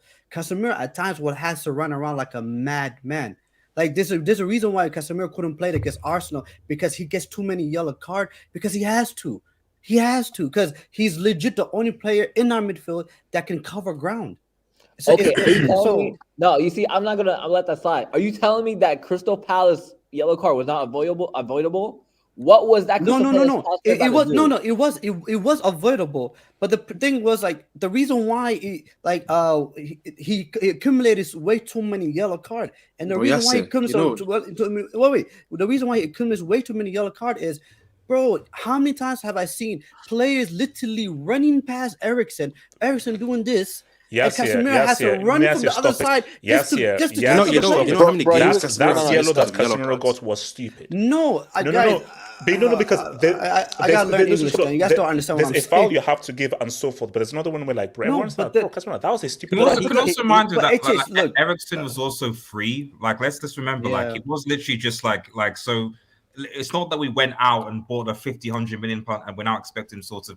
He was literally a free signing. So for a free signing, like, I'm not expecting a dude to, like, be balling and stuff like that. RDS, aka Magpie Studio, aka That's Los Blancos Studio. Wait, who are you going to support for the Carabao Cup final? Just one thing. I just wanted to say, it's important that your club doesn't go trophyless this season. That's the only thing I'll say. But sorry, go on, Nata. Go on.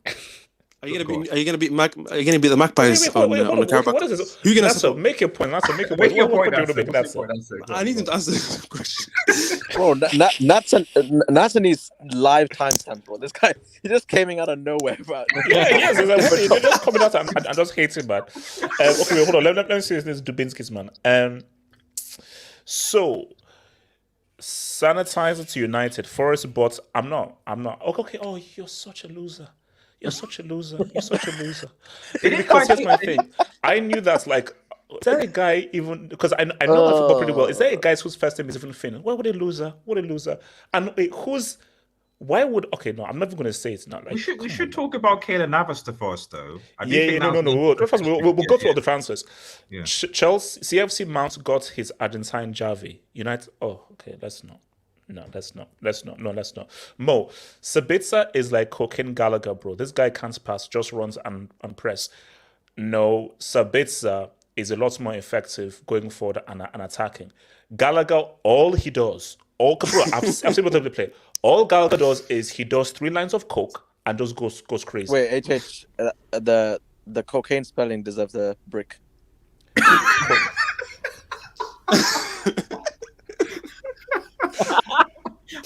I think you ran out of characters.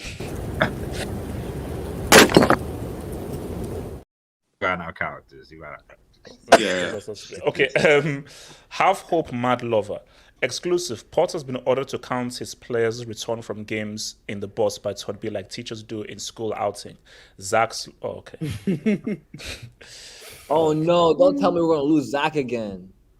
Oh, You know- just found him. No, We do you just know, found him. these your Zach jokes are sad, man. Okay, so God. Elias, I need to talk to you, man. Elias, talk to me. What's up? Here's my thing. So let me just first start off by saying this, guys. Why was everyone sleeping on one of the best players at the World Cup in Amrabat?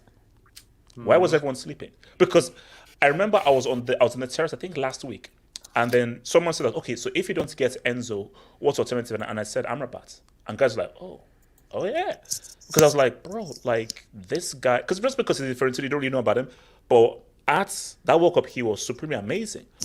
So when Barca went in for him, I was like, oh my gosh, are Barca really going to come clutch? And my thing for Barca is, why didn't you do this earlier? Because if they had, like, let's say, begun negotiations like a few days ago, by now, Amrabat, and here's the thing, he didn't turn up to training. I was actually pushing for the move. He's actually pushing for the move. So my thing is that Barca drops the ball in not trying to do this earlier, because if they'd done this earlier, I think they'd have struggled. It was actually La Liga, because Barcelona, with the exit of Memphis Depay and PK, La Liga basically told Barcelona, hey, you have no FFP like salary margin, and they gave the same statement: you can't make any signings until the last day. And so we only had one day to basically do all of our January transfer windows, because that, and on top of that, we couldn't even register Gavi's contract. Like Tebas is still like insisting, like, no, you can't do this, and this is all in the assumption on that next season we're basically going to be like in a salary deficit of like 200 million, which is like complete BS, because it's just simply not true. But all these assumptions are basically like Tebas has basically denied Barcelona to make any signings, and he's appealing the Gavi like contract renewal. Oh, damn! But I thought that was all a done deal and so forth, man. The whole Gavi thing. It was a done deal. Like Gavi's like the contract is signed and everything, but he's still registered as like a B team player. He's not a first team player. And today it was just made official because Barcelona won like the court case to basically like make Gavi a first team player. You have to win court cases to do that? Damn. No, this is just La Liga. This is just La Liga insisting, because this is the same thing that's happening in Atletico and basically like every single club in La Liga. Javier Tebas, man. This guy's a criminal. The guy's an absolute clown. Yeah. I think I've got to induct him. I've got to induct him, man. Because when you just look at the spending from La Liga compared to the Prem, La Liga has spent 20 million combined, the entire league. That's crazy. And the Premier League has 20 million to 700. That's crazy. The most expensive was, I think, a B player going up to I think it was Espanyol for 8 million. That was the most expensive like signing. Wait, no wonder Paris was pushing for that. Wait, hold on. I want to. So Elijah, we know that basically. So we have Henderson, who doesn't have his legs anymore, and Fabinho, who's lying up at his age. He's actually 65. So don't you think that Amrabat would have been perfect for Liverpool's midfield? I just read an article and they said that his club turned us down, so I'm not surprised. So, the money was not enough. The money we asked them was not enough. We were trying to give them 53 mil. They said no, they want something else. So they're gonna go back in the summer and see if they can get him. Was it true that you guys were linked with Mount? Was that true?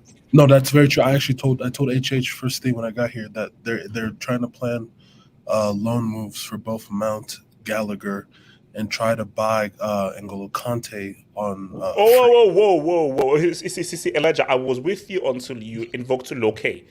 That's not me. That's not me. That's what the news is saying. It's not me. Where is Loke located right now? And Marvel, bro. YSK, you are a sick prick, man. You are a sick prick. YSK, you were working on that. You wrote that down. You are a sick man. Excellent job there, YSK. Man. Elijah, correct me if I'm wrong, Elijah. I heard in the summer you guys were going for Raheem Sterling. I mean, not going for Raheem Sterling. Raheem Sterling wanted to go to Liverpool, but the club said no in the summer. Club said, I don't know. I would love to. That's why I heard. I'd love to have Raheem back, but it's also like Raheem went to the team we were competing against at the time. But that's true. Raheem wanted to come back to Liverpool and club said no. But the ones that I just mentioned, N'Golo Kante, Mason Mount, and Cocaine Gallagher, those are real. Who's your director? Wait, I want to look at the other. So, I mean, like, who's a director? Yeah. So there is no legit director right now. So it's like a triumvirate of I keep forgetting what the guy's name, but it's also the assistant manager and club. So those three work together. But a director is coming in the summer. So I want to ask this. So guys, do you think people were, because I think I saw Splash put it in the comments. It says that fans weren't sleeping on Amrabat, clubs were sleeping on him. Yeah. Yes, absolutely. Yeah. Also Unahi. Bro, he's Unahi like 35 years old though. Like he's not. Yeah. What's called like Unahi went to like Marseille for like peanuts. Mm-hmm. Yeah. No, the problem about Amrabat was because what Fiorentina wanted, clubs weren't able to do, because what Fiorentina wanted was a loan, but not indefinitely, because they can't, due to financial fair play, teams aren't allowed to buy him off of Fiorentina. I don't know what the financial fair play they're breaking, but Fiorentina would have been breaking a rule if they let a team buy him off rip. So it's not even their Fiorentina situation was the problem.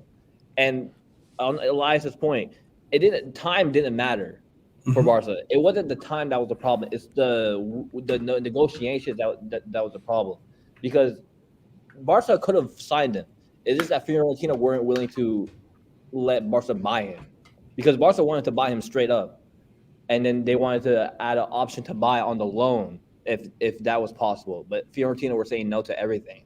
So it's just the Fiorentina situation was the problem, not the clubs that were willing to buy him. Because I feel like clubs were willing to buy him. Whatever that situation at Fiorentina was going on, something was going on. Wait, how old is the bat? 20 something. I know you didn't say the bat. Wieski, you stole that from me, man. I called him Bruce Wayne. I called him the Moroccan Bruce Wayne. So is McAllister another player that we're sleeping on? Yes. 26. There's another guy that we were. He's 26, guys. 26. Wait. How do Brighton still have a World winner in their team? And I mean that with all due disrespect. I think he got. So this summer, what position are Brighton in? HH? Because they signed him for that club. That's how. I think he hasn't. I think he signed up. Eric, it's Brighton, bro. I mean, and I'm sorry. They have recruitment, bro. They have good recruitment. Then, Eric, someone put a potential to a World Cup winner, bro. As a World Cup winner, I don't think you should be at Brighton. I'm sorry. I'm Hey, did you see what? I thought you said in your Twitter post that a certain Matoma... Oh, here comes the hate. No, it's not hate. You said in your Twitter post that a certain Matoma is the biological father of Andre Gomez. So Brian have got to be worth something if currently Gomez is on the league. And RDS, don't be surprised if come the summer... Because if Mitsuba keeps on doing everything, I think Mama could be coming to Chelsea. We could be getting Mama. What? Shout out to your boy Alhambra. Now we have Enzo. Amrabat is needed to play double pivot and cover for Enzo to be a true register. Plays excellent long ball to his wingers too. Oh my gosh. Ambra, this summer is going to be the summer of Chelsea.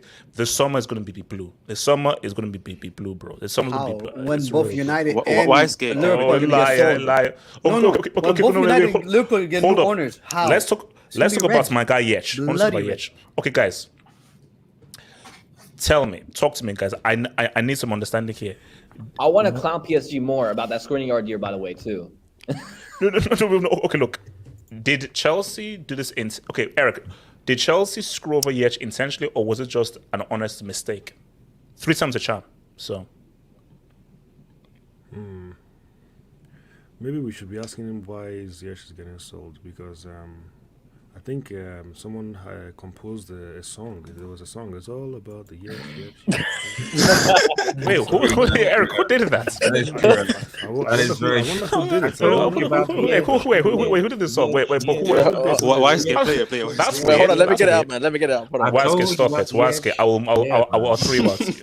You asked who said it. You asked who sang it. I don't know who started singing, but I have no idea. Good beats to it, man. Great. What a good beat, bro. It was a good beat, man. Oh, shut up, man. Shut up, Eric. Bro, you gotta release the full. You gotta release. I said shut up. I said shut up.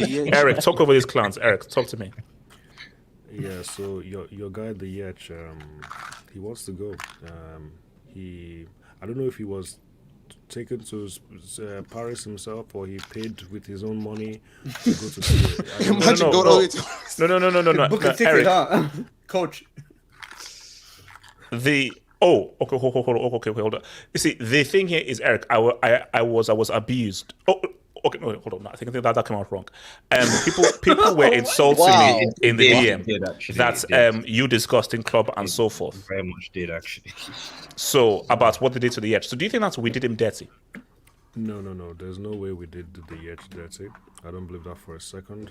I have no idea. It's a bit weird though. It's a bit suspicious. Why would? Yeah, three times. It's 3 times. Wait, is he actually in Paris? Yeah, he's in Paris. Yeah. Bro, He's at the office. He's at the office. He's at, they're like, I'm here to see the what's the sporting? I don't know the sport director. I said, oh, wait here. I think it's Luis Campos. Bro, yeah, Luis Campos, and he's like, wait outside, and he's waiting, just waiting. If it was Bram, whoever sent those documents, their life's on the line now. So they might try to send that Conor Gallagher documents. But Eric, I mean, are you okay? If this has truly broken down, which I think it is, are you happy that you to see, or do you actually want him to go? I want him to go because I think it's the best thing for his career, not because I hate him or I don't need him at Chelsea. I think he has qualities. It wasn't the right fit. It's not like he's a bad player, but it just didn't work out at Chelsea. So if he stays, hopefully he can help us. But I was hoping for a permanent deal away, just because the way things are right now, it doesn't really fit with what he was part of when he came. So if he can just move on, he really wanted the move from what I heard, but the only problem is PSG don't want to buy him, right? They don't want a permanent deal. They want him on loan. But I don't know why you wanted that 29-year-old on loan without an option to buy. I don't understand, but that's what they decided. I mean, they've wasted money in other ways before, but they don't want to waste money to get Ziyech for some reason. It wouldn't even be a waste. I don't even think it would be a waste. Ziyech is a good player. But Eric, you say it's for his best for his career. Wouldn't he just hold bench at PSG? No, not necessarily. I think who would he go? Who would he play ahead of? Well, okay, so if you think of the team now, maybe Messi plays down the middle, Mbappe plays on the left. I think he takes like the Di Maria role when Di Maria was there, pretty much. Be on the right. The player that I think PSG are missing out the most was actually Skriniar, because that midfield and that defense, it's so bad. Marquinhos is trash. They dropped the ball on that. When you are going to be playing Bayern and you're running that defense of Marquinhos, no, because it's a moment because. If PSG got Skriniar in January and they had him for the UCL thing, that would have been, especially with Bayern losing Sabitzer and so forth, that would have been huge. And just to add, they got played. Just to add, the 3 players in the world that never track pass and never do any defensive work: Messi, Neymar, and Mbappe. Like, come on, guys! Like, you're out of possession. There's -3. What are you gonna do? Like, as much as you can complain about the defense in the midfield, if your attacking players are not pressing, not doing any defensive work, it's GG's, bro. There's nothing. No, but even still, like the guys up front, Messi, Mbappe, Neymar, they don't even get the ball. They because that midfield is completely overrun. Like, that's true. Without Verratti, that midfield doesn't even function. Because I've been watching every single PSG game, and watching them play, that midfield is so bad, and the defense, they concede. Elias, they are losing to Bayern. Elias, we all know they're losing those to front Bayern. 3 are going to need a miracle if they're going to want to be. No, Elias, it's not a miracle. They are losing to Bayern, and we're going to have an LSG stream. We're having an LSG stream. No, they can't lose to Bayern and also to Rennes in the same season. They won't. They won't do that. They won't. No, they can't. Wait, can I say No. Look. I told you we are going to have a meal with Todd Boehly if Camera Lens wins Uber Eats and PSG don't win the UCL. Then we'll have a meal. I want to say something about it's Lons, man. It's Lons. I want to say something about Ziyech that I'm actually surprised about. I'm surprised Ten Hag isn't pushing for Ziyech to come to United, because I feel like Ziyech under Ten Hag would have been great at United. I feel like I would. He knows him. He knows him. He has Anthony though. Like Ten Hag has Anthony. So. Relax. We need a cover for Bruno. Now, here's the thing. For Bruno, hold on. But I don't want to be rude, but I think this was, and I'm going to quote Waske. They say that Anthony took Pfizer. That's why he plays the way that he does. Why? What? So to quote Wildcat Silva, so do you want Pfizer Brazil or do you want Ziyech? You have a choice. I want what the manager wants. Sancho's coming back as well. Anthony. Sancho's coming back. So. The Jad. Because Eric Ten Hag sees was something I don't see. So Pfizer, Weiser, Moderna, Johnson and Johnson, whatever, it don't matter, bro. Johnson and Johnson. Whoa, relax, bro. Relax. Please don't tell me you took Johnson and Johnson, bro. No. Just hold on. Did anybody take Johnson and Johnson here? That doesn't even sound right. It doesn't even sound right. I'm not even allowed to Johnson. Like that. I'm not putting Johnson. I'm not putting two people with the same name inside my body. That's not happening, bro. Whoa, pause. Oh shit. Oh, dear. Pause. You say it's not like HH, man. Okay, what's it called? Eric, man. It's a great day. First of all, talk about this and talk about the Yech. Thoughts about Zoan and Yech, man. Yeah, for me, Yesh. Oh no. So sorry. I meant what's Eddie. Come on. Oh, Eddie. sorry. Yeah, Eddie. What does BBB mean? What yes. What does Triple B? Big baller brand. Big bowly balls, blood. Big bowly ball. Wait, hold on. I got you. Hey, hold on. I got you, man. Speak on it. Talk to me. Yeah. Arsenal fans, United fans, let's talk. I heard American owners. This is embarrassing. I heard American owners. Ooh. I heard Chelsea are in the mud. How can you be so ashamed in 10th place? They said no money. They said no more money. Let them speak, man. Chelsea are going back to the 1900s. Yeah. We're going back 6 feet underground. Yeah. Talk now. Talk. Oh, yeah. Yes. Guys, talk. Yes. Eric, we're back. Eddie, no, we're back. Ed, we're back. Guys, wait, no. Wait, hey, I don't understand this. How are Chelsea in 10th? And are able to buy a World Cup winner. It's weird. I just can't imagine. I can't. No, weird. RDS. Main space in AK, bro. Yeah. Can someone explain this to me? Like, yo, come on. Did you see this window? Eddie, boy, did I see this window. When Roman left, they said we were done. Oh my god! And then Boehly started. They said Boehly didn't know what he was doing. And then Ekbali stepped in the chat and went like this. Thank you. Ekbali went. I don't take no for answers. That's right. What? No. No. I don't think y'all understand. Ekbali called up Benfica. They called Benfica. They hung up the call. He's like, y'all don't know how I operate. I got like 6 different mobiles, bro. You're gonna answer one of these. We're gonna talk about this. Yes. Speak with it, guys. Yes. So what now? What do you guys want? Yes. Like, speak on it. Speak on it, Eddie, man. Speak on it. Yo, look. I'm happy for you guys. As the Brits would say, get in there, my son. Get in there, my son. I ain't gonna lie, bro. Hey, that's a soundbite, man. That's a soundbite. Like, I'm gassed, right? Chelsea haven't signed a midfielder since 2018, and they told us Mason Mount was the answer. Bro, I'm happy, man. Look at the signings now. Eric, you look like you want to cry, bro. So hold on. I need to hear everything. Sorry, go on. Eric. On a day where United are signing Ovasabi. Yes. And Arsenal are signing George Jetson. No. He's Busquets from eBay. That's what Arsenal are signing. Yeah. You paid 12 mil for a man with 6 months left. What can I say? Chelsea, wait till the last minute to get Zoe. Wow. I mean, it's a flex. No. We go. Yeah. It is a flex. Wait. So big flex. Did they say 105 mil or nothing? Yeah. How much? Can someone tell me how much Chelsea paid again? No. Yo, Ed, I think it's like a 1, a 2, a 3. I think it's 40. I think it's 40. Only 40. Only 40. Yo, nah. I want to see tears, man. Like, man, I need the tears.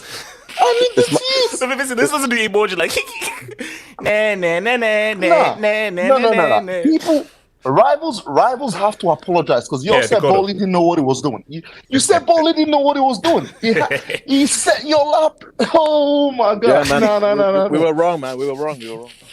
Nah, but look. One scared RDS. Oh my gosh! If this backfires, I'm gonna. You're bad. You're bad. If this backfires, No. Shush. No. I'm speaking. What you're not going to do is turn this against me.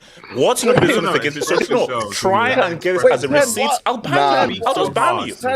Ellie, talk about these clowns. Nah. Look. At the end of the day, I mean, this season's already been a wash. So the next 6 months is about getting the squad to gel together, right? Some of the deadwood still needs to go in the summer, but man, going forward, I'm excited. Finally, I'm excited. This squad is. Oh my! We're looking Eddie, good. talk about the midfield. We're looking good. We're looking. Midfield. No. We don't. Oh, wait, look. Do not get me. We're gonna walk a winner, man. We could have walk a winner. Oh my God. See, I know people are recording this. They're just waiting. Hold on. No, let them record. Let this pricks record it, man. Let's have our day, man. Eddie, continue. Cook on them. You're telling me. We went from playing Mason Mount, Gallagher, and Jorginho or Kovacic in midfield to having Zoe, Loke, and the Licks in midfield. Someone explain that. Just explain, man. This might be the first video receipt, man. It's okay. I've turned the El Gato on, man. I thought he was gonna play a tune. That's all you guys can do right now, man. You want to talk about them flopping? You want to talk about all your goals? Eddie, that was fantastic. Don't worry about that. No, just look. I'm just curious, like, just because you don't really have a striker though, forward number 9. So who's don't worry about that. All I wanted to do was enjoy my football. Okay. And you see Zoe, you see the Licks, you see Mudryk. Eddie. Okay. You see Madueke. Eric. Reece James is coming back. Whoa, Eddie. I think you need to stop now.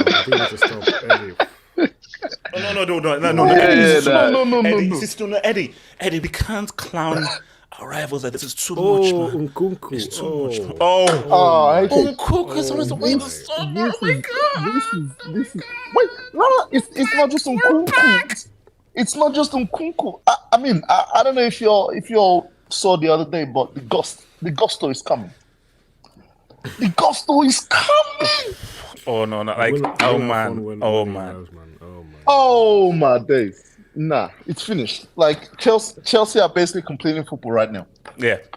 Like it's done. It's done. Wait, are you going to give this team to Uncle Moo? Is Uncle Moo coming back? Relax. Uncle Moo ain't coming back. I mean, now we're gonna. Wait, hold on. Eddie, respond. I think this is an Arsenal fan. It says financial fair play. Do you want to respond to this? Cry me a river. See, this is what happens when you deal with smart businessmen. They came and looked at how everyone operates, and they went, we can explore that. We can explore this. We'll use this and that. Man City, you spend money on players. We'll go buy more.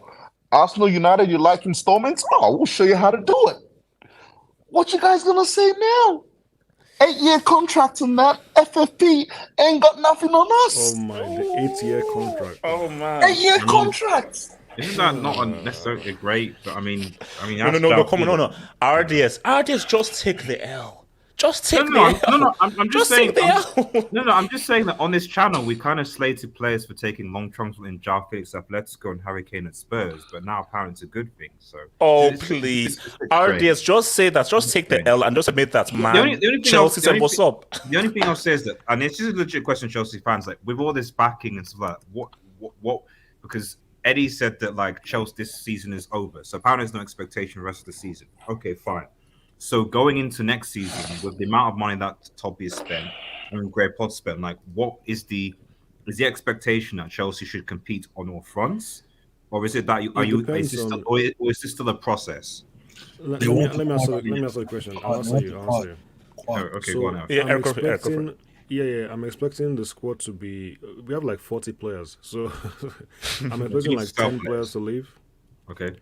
Yeah, so once we get rid of a lot of the guys that we don't need, then I can give you. We should do what you said. We should challenge on all fronts once we do that. But it depends on how many players can leave in the summer.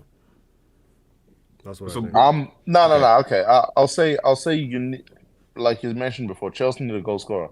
That's the final piece of the puzzle, in my opinion. Because you know what, Eddie? Though you look at next season. You look at next season. The defense, I think, is kind of sorted at this point.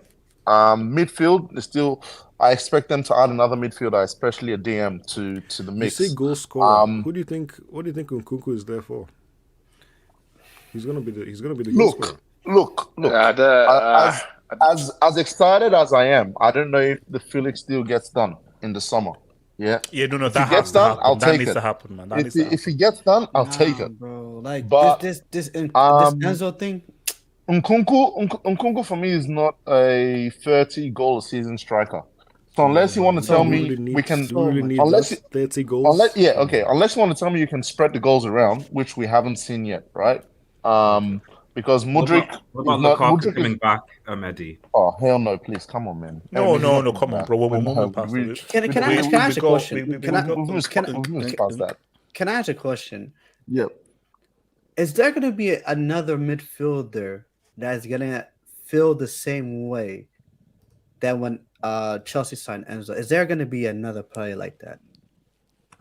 I don't see it. I don't see Jude Bellingham. Yes, you are. Yes, relax. No, but this is personal for me. Enzo, what's personal for you? It's personal.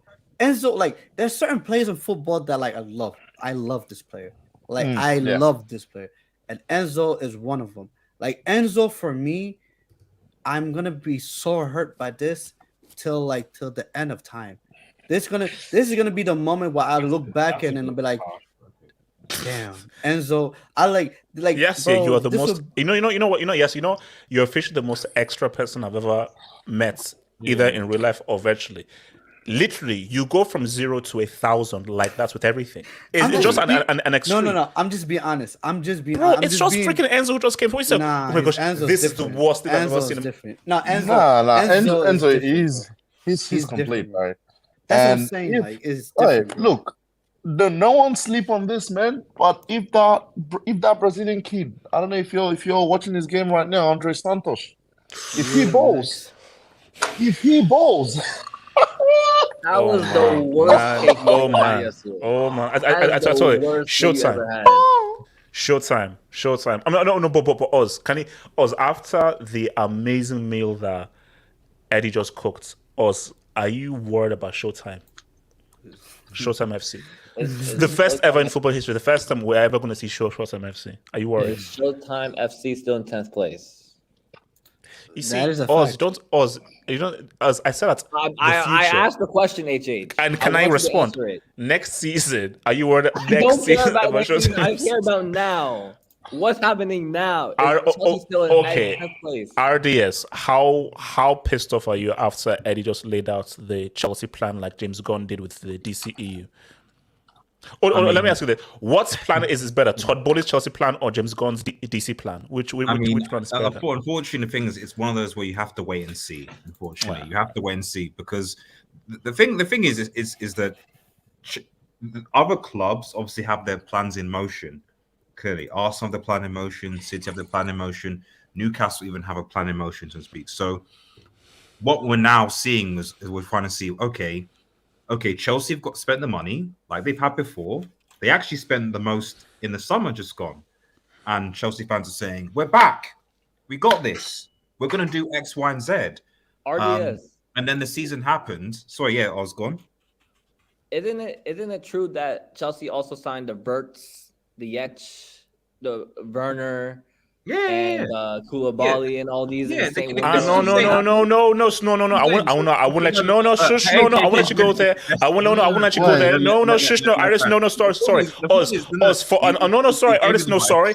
Oz and all those players. And for all those players, which did any of those players win a World Cup? Did any of those players win best young player at the World Cup? Yes or no?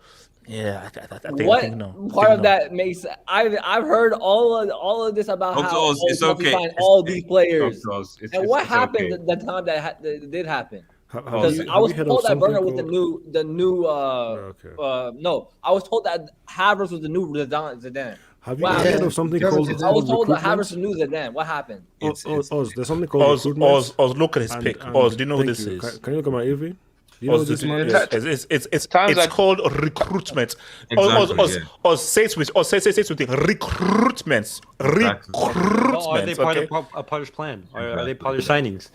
Are they going to fit Potter's system? How are they going to play? Yes, everything's all part of the plan. Yes, don't worry, you'll see. No, but these are important questions because money does not always equal success, and we've seen this countless times. Once again, you need to spend money wisely. You can't just be recklessly spending. It is. Smart.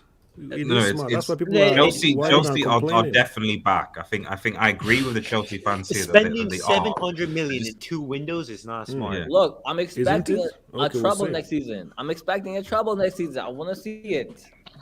Now you have all these words. I want to see you put into action now.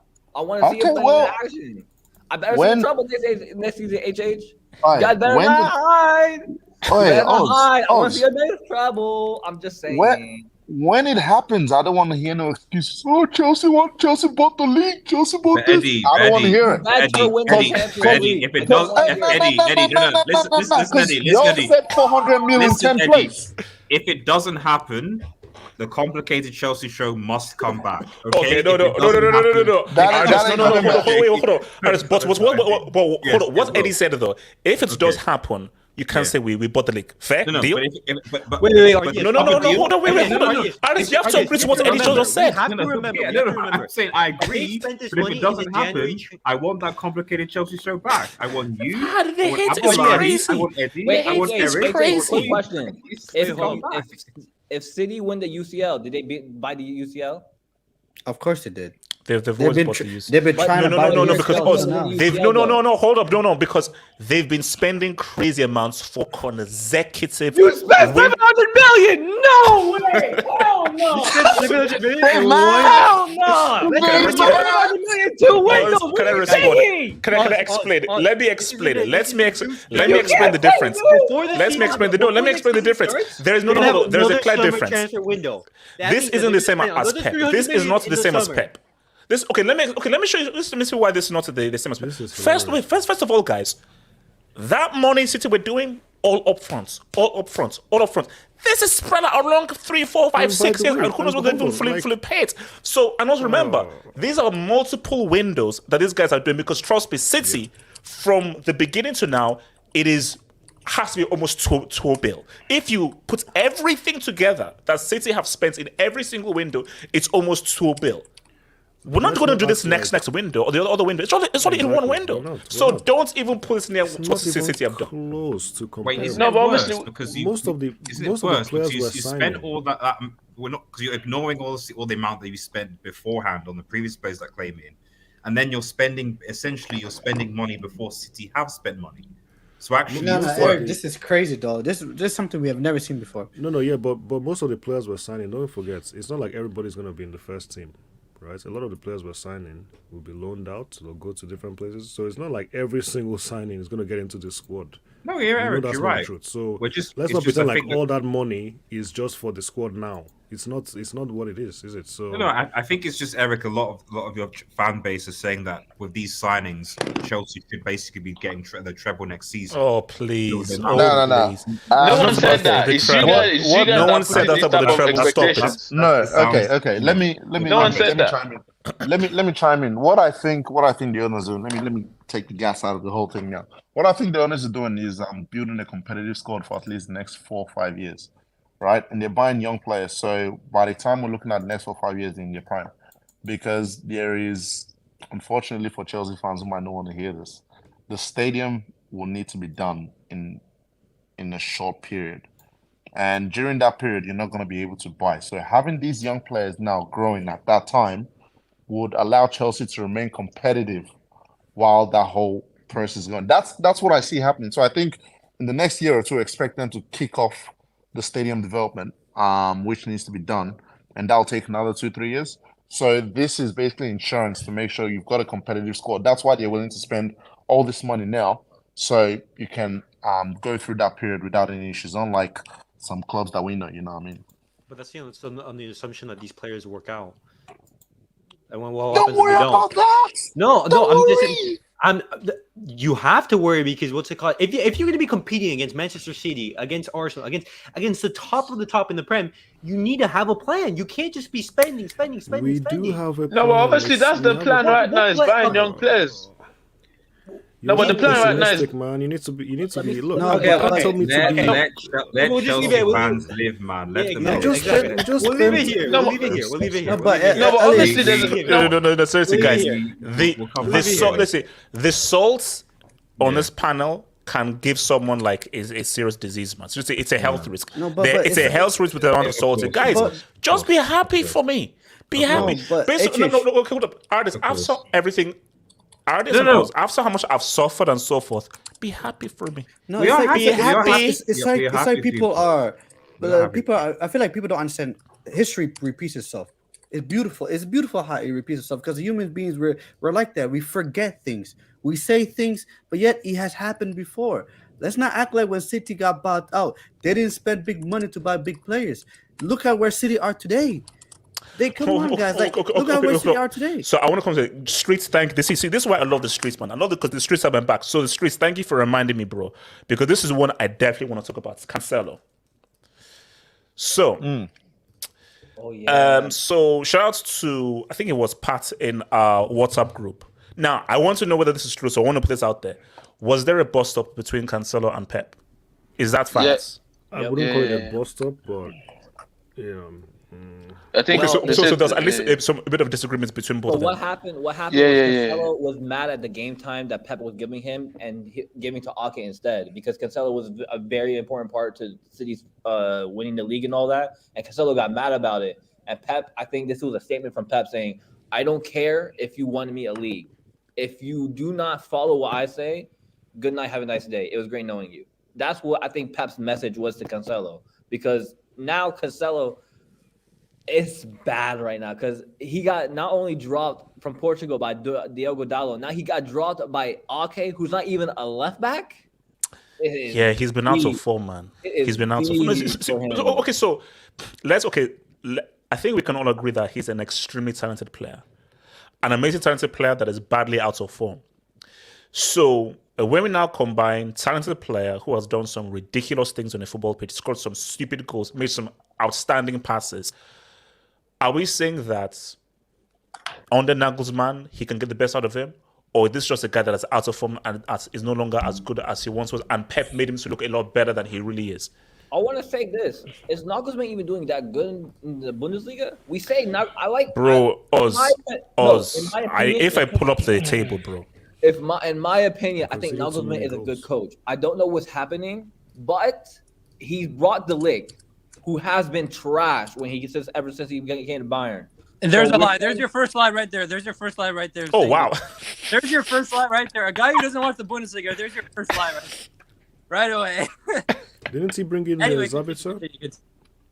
No, but the thing is, the problem, I rate Nagelsmann as a coach. I think he's a very good coach. But whatever's happening, it's more. I feel like it has to be behind the scenes because what is going on is crazy, and he hasn't really developed the players that are supposed to be better and better under him, like the Upamecano's, like the Delicts, like the.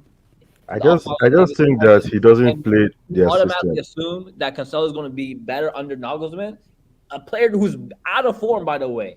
So this is a very scary situation for Cancelo. If he does not ball at Bayern, it is problems for his career. Okay, look, man. Let's get the Bayern perspective, man. So Hokage, man, what are you saying about this Cancelo deal, man? Because as I said again, he is a talented player, very much out of form for both Portugal and for City.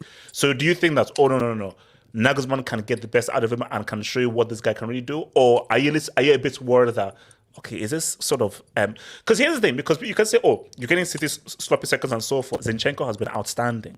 Zinchenko and Jesus have been outstanding for Arsenal. So what's your take on the whole deal? I think this is the perfect signing for us for the rest of the season. Mazraoui is going to be out for a couple more weeks. We need an athletic right back for PSG. We need it. Because Alphonso Davies will play left back. Cancelo will play right back. I think Bayern fans are overreacting. Fans from other clubs are overreacting about what's going on about Bayern. Guys, it's 3 draws. Okay, after 3 mid-games, we're all of a sudden trash. We're in crisis. We're not Man U. We're not Chelsea. We're not Arsenal. We're not these bum-ass clubs where we overreact. You haven't been playing well this season. season. We stay calm. We're 16 games unbeaten. We were one of the best teams in Europe in the first half of the season. We bum-fucked out Barcelona 3-0. Sugar. So wow. We're wow. good. We're good on this side. We're focusing on playing the GOAT, and we're focusing on playing the Prodigy in 3 weeks. You guys focus on getting top 4. We're good over here in Germany. We just got Cancelo. We're gonna rejuvenate him just like we did to Robin, just like we did to Thiago. We're good over here. We're good. Okay, but Hokage, can I just say one thing, Hokage? If in the event that in the event that the Union from Berlin win the Bundesliga, like what stream do we have? And would you be willing to be a co-host for the stream if Berlin win the league? Specifically Berlin, not Leipzig, but specifically if Berlin win the league. We might need a public Nagelsmann execution stream. Oh wow! Okay. Wow. Do you guys? Wait, are you saying Nagelsmann is the problem then, or is the players that he has? No, dude. Okay, think about this. Nagelsmann, young manager. We took the risk. All right. Okay, Neuer goes like an idiot and breaks his foot in half over the winter. That was hilarious, by the way. That's not great. He loses Hernandez, our best center back. He loses Hernandez for the rest of the season. He loses El Dio for another one. For these important games coming against Champions League. He loses Mazraoui. He got a bunch of German players coming off a terrible World Cup where Hansi Flick failed with the German national team. I feel sympathy for Nagelsmann because before the World Cup break, we were playing great. We were playing fluid. We were winning. We were winning game after game. Big Bayern Munich. 10 in a row. Yes, why you hate it, buddy? Yes, why you hate it? 10 in a row. They banned Jan Sommer. They banned Sabitzer and Nagelsmann for eye blessing. Oh, you want me to feel bad for you? No one's feeling bad. We're good. It's not bad for Bayern, bro. It's bad for Nagelsmann. We're in a better position than Man U and all those other clubs, so we're good on that. We're good. We're good in Germany. Okay, wait, hold up. Let me come to Eric. What's your take on this whole Cancelo too? But just really Cancelo in general, man. I mean, is he washed, or should we still have faith in what we know is a baller? I mean, he might be worse. Honestly, he might be worse. I don't think Pep got rid of him because of his poor form. I think his poor form has to do with the reason why obviously he's not playing him. But then he's decided, I think his ego got in the way, if I'm being honest. And I don't think his career will like if I judge based on previous scenarios like this, players don't tend to do well when they leave Pep. It just doesn't work, Look what happened to Sané. Gabriel Jesus and Zinchenko. Really doing bad. That's funny. Look, I don't. It's not looking pretty. It's not looking pretty based on the past. But let's see, man. I don't know if there was a plan to get him. Maybe it was just like a last minute thing. I don't know if Nagelsmann was thinking, I need a Cancelo in my team. He's gonna. I don't think that's what's happening. I don't see it. So can I go on this? Isn't Cancelo a liability then? Because Bayern already have a high enough press as it is. And João Cancelo, knowing that he's not a great defender as it is, doesn't that make you guys more liable to like PSG's counterattack? Because on that side is Mbappe, guys. So it's Mbappe versus Cancelo. Are we really gonna be like? Is that a good matchup? When Man City played PSG 2 seasons ago, Cancelo did fine against Mbappe. I mean, they went through. So I mean, no, this is a more experienced Mbappe, bro. Like, and this we'll see. That's why we bought him. It doesn't hurt Bayern because Mazraoui's out for the PSG clash, and Pavard is. I don't want Pavard versus Mbappe. You know what I mean? So. Listen, like it doesn't hurt us to have him. Nah, it does, bro. Like, come on, like let's be honest. Where's the negative in this? Where's the negative? It depends what he does. Wait, hold on. Let me. So, Gatlock, your view on this whole Cancelo thing, then, Gatlock. I don't get where the negative is in this. Who else is there for them to go and get? There's a right back. Now that Mazraoui is gone. There are maybe they should go and get. No, I'll say I'll be real with you. They should go and get Dogodalo. No, Gatlock. I'll be real with you now.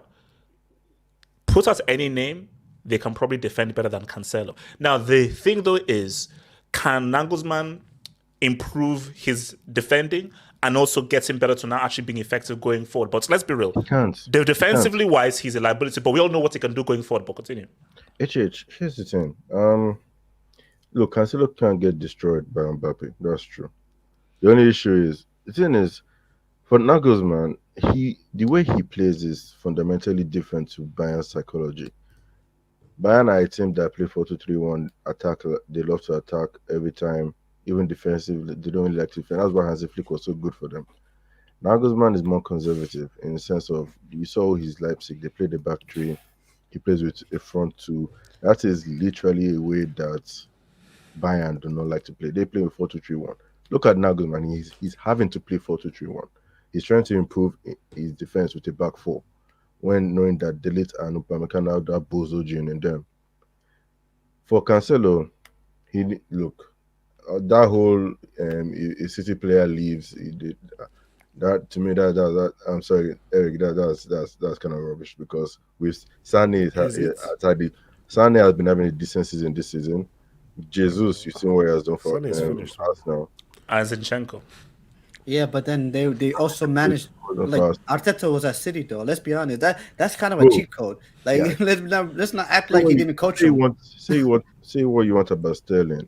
He's at least one of the high goal scorers for you guys in Chelsea. So players that leave City, they don't. It's Liverpool that they do bad. For City, they don't not necessarily. And for this Cancelo deal, he's going to get destroyed in that left wing. Hopefully, this guy has a better plan for Mbappe, or else this guy is going to get destroyed there. However, because Matuari is injured, they needed somebody to replace him. Yeah, no, they needed someone. That's how to get someone. Acting wise, we do well. So but here's the issue, guys. Look at because the thing is, we watched Cancelo play for so many years. Everyone here, live chat, panel, everyone, we have been watching Cancelo. We all understand defensively he's a liability. In going forward, when he plays as a inverted, come in, beautiful footballer, unbelievable footballer at times. Well, in terms of the other, when he's playing on the possessions team where they're dominating the ball, yes, Cancelo will get the ball, cross the ball, shoot the ball, curl it. He will be unbelievable.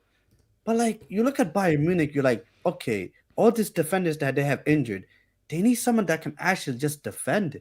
You have Alphonso Davies on the other side that, you know what, runs up and down the pitch, but is he that great of a defender? You know what? I don't think so.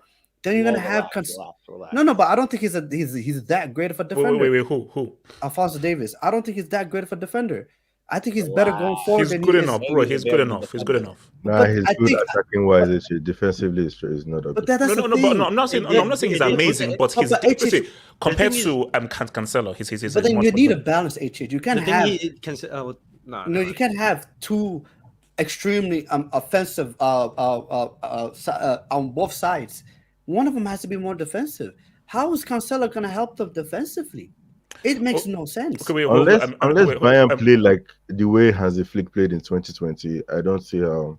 Hold on. Elias, you wanted to talk about Elias? No, I was on the Davies thing. It's just that Davies. Well, I don't think Davies is like the best defender, but the thing is, he has that pace, which is if he does a mistake, that pace can get him out of that mistake. So I wouldn't count out Davies as a defender. And I think this Cancelo move, well, as Gatlock said, which other right back can Bayern get? And for example, when you're playing for Bayern, when you're playing like a top team like that, you don't specifically need a right back that is a pure defender. Because once again, you're going to have, what, 70, 60% of the ball possession. You're going to be attacking. You're going to be on the opposition field. So if you have a right back who can give you chances, who can create, I think, who on his day can defend, I don't view it as a negative. The only thing is maybe the price, but I view it overall as a good move. But Elias, look at the Champions League for Man City over the years. The reason why they've never won is because they have defensive liabilities. They have, in terms of when it comes down to specifically at Cancelo. No, but then he adds to that as well, where you have defenders that can defend. How many times has Cancelo has been at fault for any of the mistake? Remember, Diaz was at fault, Laporte was at fault, Sterling missed an open goal. How many times was it because of Cancelo? It's just my point is, I'm not speaking directly at Cancelo, but what I mean is like, it's one thing to be like, okay, this player is unbelievable. Let's be real. City's defensive issues this season has not only been down to Cancelo, so it's still I think what you mean is that it's still a Pep thing. No, but what I'm saying is like, I look at this Bayern team, I look at the defenders, like I legit look at the defenders. I like De Ligt. I'm not Upamecano. Like there's times where I like him, times where I don't like him. Then I'm like, other than that, like I'm like, and then Alphonso Davies, yeah, he's recovery pace. Other than that, I'm like, when it comes down to playing in the Champions League, where you need to keep out a goal, like who are you gonna rely on? You can't. Okay, wait, hold on. Who relies on a wing? Let me come to Samantha. Go for it. So Cancelo, Bayern, talk to me. Do you think it's a good deal for you guys? It's 2 a.m. in the morning. I should be sleeping, but God damn it, yes, here. You have negative ball knowledge. You know that? You have negative football knowledge. I'm sorry. He is the brick door winner. He is the brick door winner. Yes, keeping spicy up, man. Davies is top 5. Okay? He's in the top 5. He's good defensively. He's great offensively. The problem is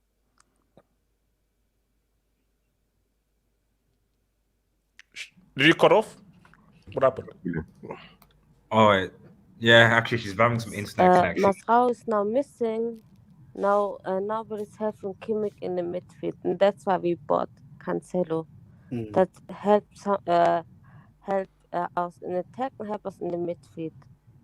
That's the reason. Look, see, my thing is, look, you know how I am about ballers and so forth. This is all down to coaching.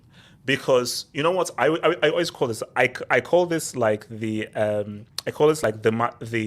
Marcelo complex. Marcelo is not a good defender. He never was.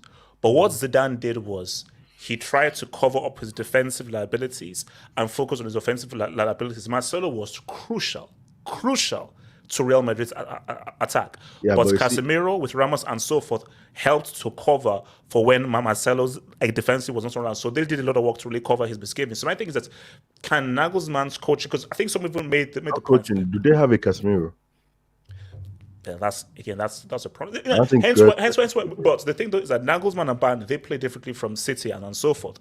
So what is going to tell him to do and how the team operates, how they defend, how they mark, where their highline is totally different from what Pep does. So my thing is, let's see what it does. You've not signed a complete scrub. You've signed a talented player who is out of form. Remember, form is temporary. So the talent is there. So can you now take away that bad form and go back to the good form? Because we know that when this guy has been good, we've seen how amazing he can be, but he's been out of form. Every player has gone through bad form. Everyone. So that's my thing, man. So let me keep this Dubinsky's, man. Hold on, where are we at? So shout out to all right. Okay, where are we? So yeah. So thank you to your boy Oh, Eric, the heaven receptionist. Oh wow! I just saw Maradona and Pele. Hashtag things are happening. Oh wow. Okay. Man, you guys are wild, man. You guys are wild. Seniac, CFC left Lisbon in ski. Do you know how crazy that is? 40 mil up front. I say, how Chelsea managed that, bro? That is. No wonder the negotiation took so long. As in, come on. Yeah, 40 mil. But hold on, HH. I have a question for you, Chelsea fans. How many of these players that you signed in January will you register for the Champions League? Hold on, I know you cannot. But here's my thing: Todd Boehly, he'll find a way. He'll find a way. He always finds a way. But it's fair. Potter still has no seasoning. No Latino will fix that. Oh, come on. Give me a break, man. Come on. Look, just wait and see. That's what I say. Wait and see.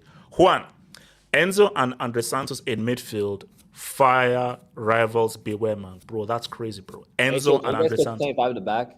If you guys play 5 at the back, we're going to have problems. I told you, Oz, whenever I'm in England, because I'm not currently in England, but whenever I'm in England, I will go to the bridge and I'm going to have a convo with... you were in England just a day ago. People. No, I wasn't. You don't know where I am. You don't know where I am. That's what Talent you said FC, yourself. Talent FC. Enzo, weird emoji. Nice backup for Mount, Rice, Gallagher, hashtag... Talent, shut up, man. Shut up, man. This guy. We'll know who ruins players. Queen Marina or the clown bald LL. Oh, look.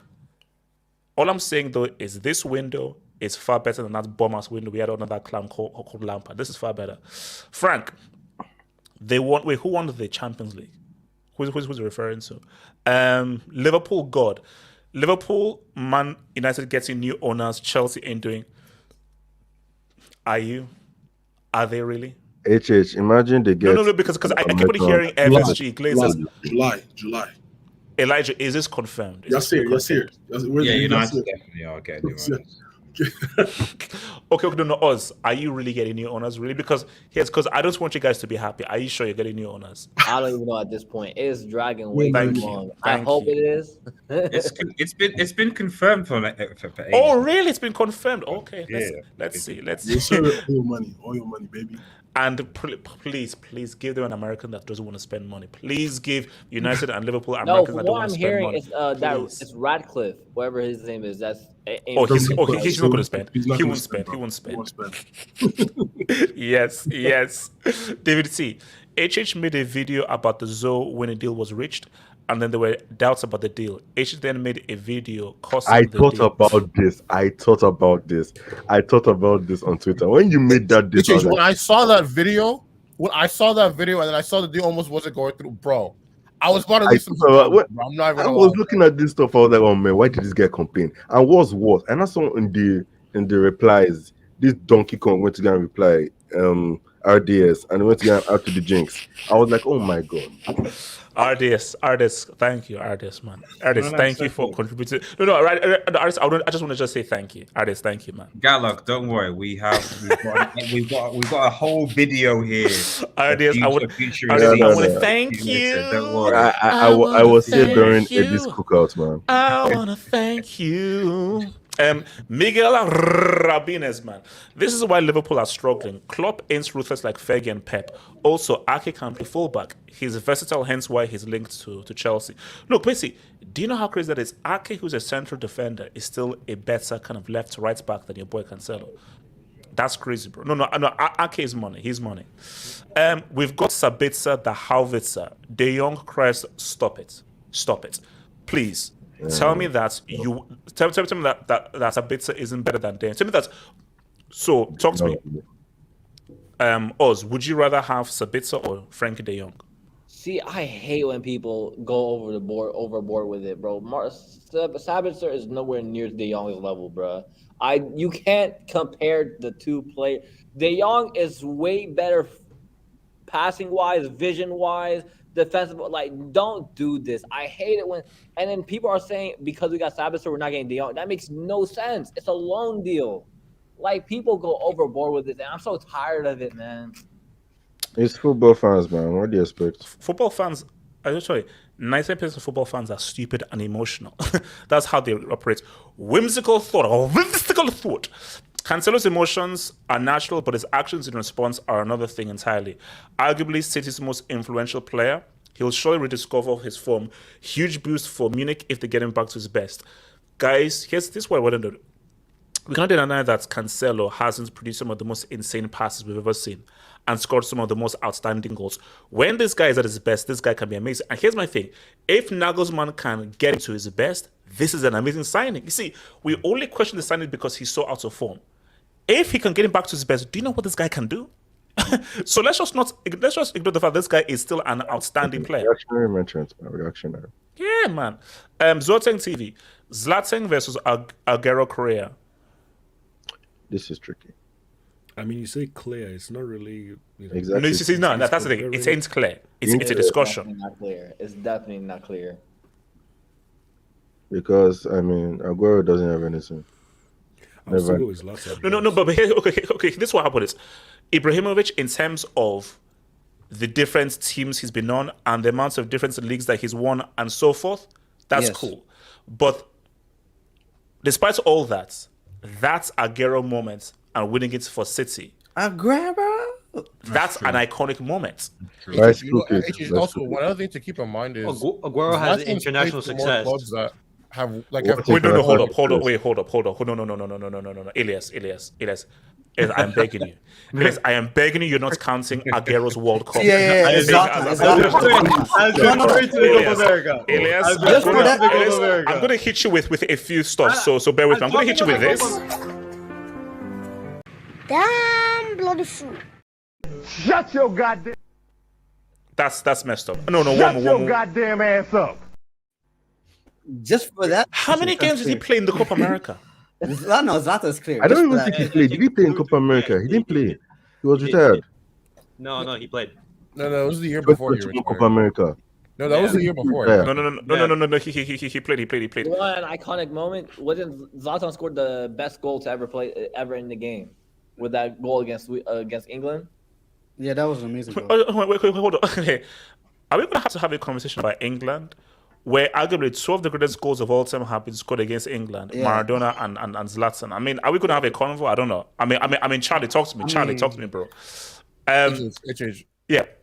Oh no, I was gonna chime in on that Zlatan Aguero thing. Yeah, go for it. Go for it. What's your thoughts? No, I was gonna say I think the thing that really goes against Zlatan the most is he hasn't been able to make it work with teams that have literally won the Champions League after. Bro, the year he left. As much as we make fun of Aguero for being a domestic mission, Man City weren't doing anything in the Champions League. I mean, do you want to speak about R9 and his lack of Champions League titles? He has a European Cup. Do we want to speak on He has R9? a European Cup. He has a European Cup. He has a European Cup. The Minnesota community. If Cancelo wins the Champions League and Man City don't win the Prem, Lep streams drafts losing to your cold man with spray painted hair. Bro. No, HH, can I say something about that's too much. That would be mad. HH, I need to say no, something. you see, that's not going to happen. Do you know why? Why? This year started well for you. Okay, there's no way. There's no way in between the year you're going to get a left stream this good. No, you can't. No, so you're saying City with the UCL. Talk to me. Yeah, that's what you're saying. No. It's interesting because I was thinking, attacking fullbacks, are we reverting back to more defensive fullbacks? Because both Trent and Cancelo have been meaty this season. And I'm not gonna lie to you, and I've always said this: the best right back in the entire world, in football right now, clear, is Reece James. Reece James is very attacking. No. But then that's the thing. Not only is he very attacking, this guy is very good defensively as well. This guy's unbelievable defensively. No, come on. So, what are you talking about? Wait, hold on. Let me hear. Zoteng TV. Why are we acting like Cancelo isn't a top 5 fullback? Hear that, bro. This is a massive upgrade for Bayern. Pavard is a World Cup Women's mentions. City downgrade Ake Smith. Nah, Ake has been better. No, that has to be. No, that's a brick. That's a brick, man. That's a brick. Look, as HH on the City thing too. I think the reason why Ake has been better is because Zlatan came into the squad, it gives them more of a vocal point for their attack. So they don't need their fullbacks to You mean Holland? You mean Holland? Yeah. Whatever. Yeah, I was like, Wait. What did I say? What did I sound like? You said Zlatan. Oh no, I said Holland. I should drop it big, please. No, you didn't need to. No. Hey, We were talking about Zlatan just now, so No. Yes, we saved the bricks for you. We saved the bricks for you. You're not bricks for sleeping. you. it's an understandable mistake. We're talking about Zlatan just now, so why always me? Why always me? you are You're not Mario, bro. You're not. I'll tell you why. No. Okay. So look, as we round up, let's just round up. So, can we all say that? Can we say Chelsea have had the greatest transfer window of all time? Yes. So somebody say it was Arsenal. Wait, hold up, Elias. Can you agree that Chelsea have had the greatest transfer window of all time? Once again, we have to see how the team gels because Wait, Okay, but because money doesn't equal success. Elias, okay, but this is just a yes or no question. So this is a yes or no. I don't want to say a yes or no. Have Chelsea had the greatest transfer? Okay, which has been better than this? Neymar and Mbappe to PSG in the same summer. Okay, in terms of clutchness, dud, and war tax, and also it's in January as well. So remember, January is a lot harder than summer. Barcelona 2014, Suarez and Rakitic. That one. Barcelona summer, yeah. No, but this was in January. It was in January. Yeah, you said the greatest, you said greatest transfer. You said no. But no, here's that. Because it's January, it's even harder. So it gets extra points. You get extra points because it was done in January. You won a treble. You won a treble. You did well, but that 2015, 2014. Wait. Aren't you guys still? Don't you guys have to go to court for the Neymar deal? That deal was illegal. They want the treble. No, but the Neymar deal, they're still being investigated for the Neymar deal, which was illegal. So, but we're talking about transfer windows, not what happened. Look, it was a good. Are we going to talk about the fact that one of your transfers said certain N words and things and stuff like that? I forgot about that. RDS actually is natural for their club. It's natural for the club.